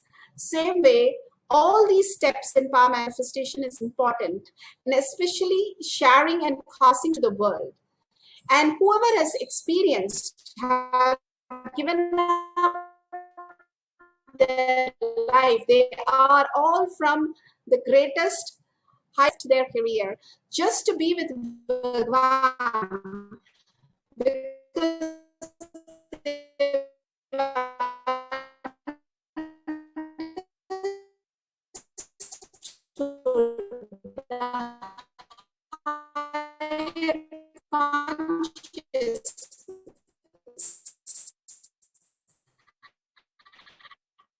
and higher reality. It's not that everybody has to leave, but they are the chosen one to experience the highest reality around Paramashiva. Only 21 people understood Krishna. And even they came and down to Rama and said, now I understand you are the Lord Vishnu. Now I understand, I surrender. Even the father did not understand. Only the mother understood Lord Rama. Each of them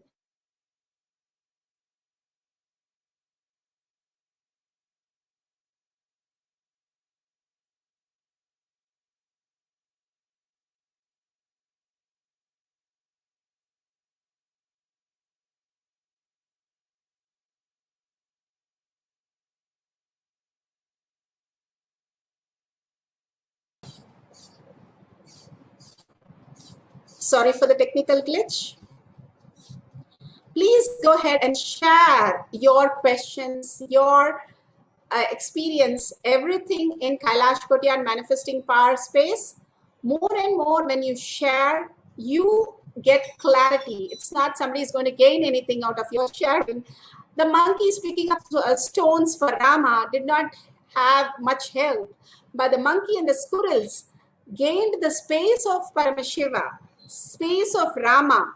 Same way, all these are to build our inner space. Whether you contribute, whether you share, nothing is going to change for Avatar. It's for us. Each of the session that I'm conducting, it's for me. It's not for anybody else. Same way, each one of you manifesting the powers or contributing or sharing is for you. Nobody else is gained in all these things. The gaining lifestyle is for the outer world. Here, contributing lifestyle. You have to forget that life to be here to experience the higher reality, higher consciousness in higher dimensions. Thank you so much. And surrender all these to Bhagwan's lotus feet. You can have any questions, arguments, anything. Like Shankara, just surrender everything to Bhagwan's lotus feet.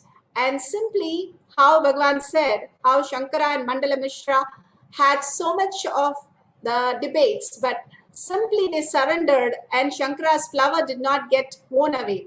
So at the end, let's be in such a beautiful space of creating higher realities for everybody to experience the highest consciousness.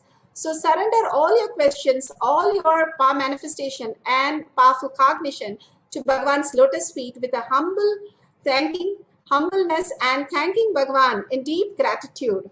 Thank each one of you. And with that, let's end this session with the Purna Mantra. Om Purnamada Purnamidam Purna Purnamadashyate Purnasya Purnamataya Purnameva Vashishyate. Om Shanti Shanti Shanti. Hari Om Tat Sat Sarvam Bhagavate Sri Nithyananda Paramashivam Paduka Arpanamastu. Om Nithyanandam. Thank you so much, each one of you being here to manifest the power. See you again in the Arulvak Maheshwara Puja, and let's make sure we are in the power manifestation sessions, manifesting the powers. Thank you, Nithyananda.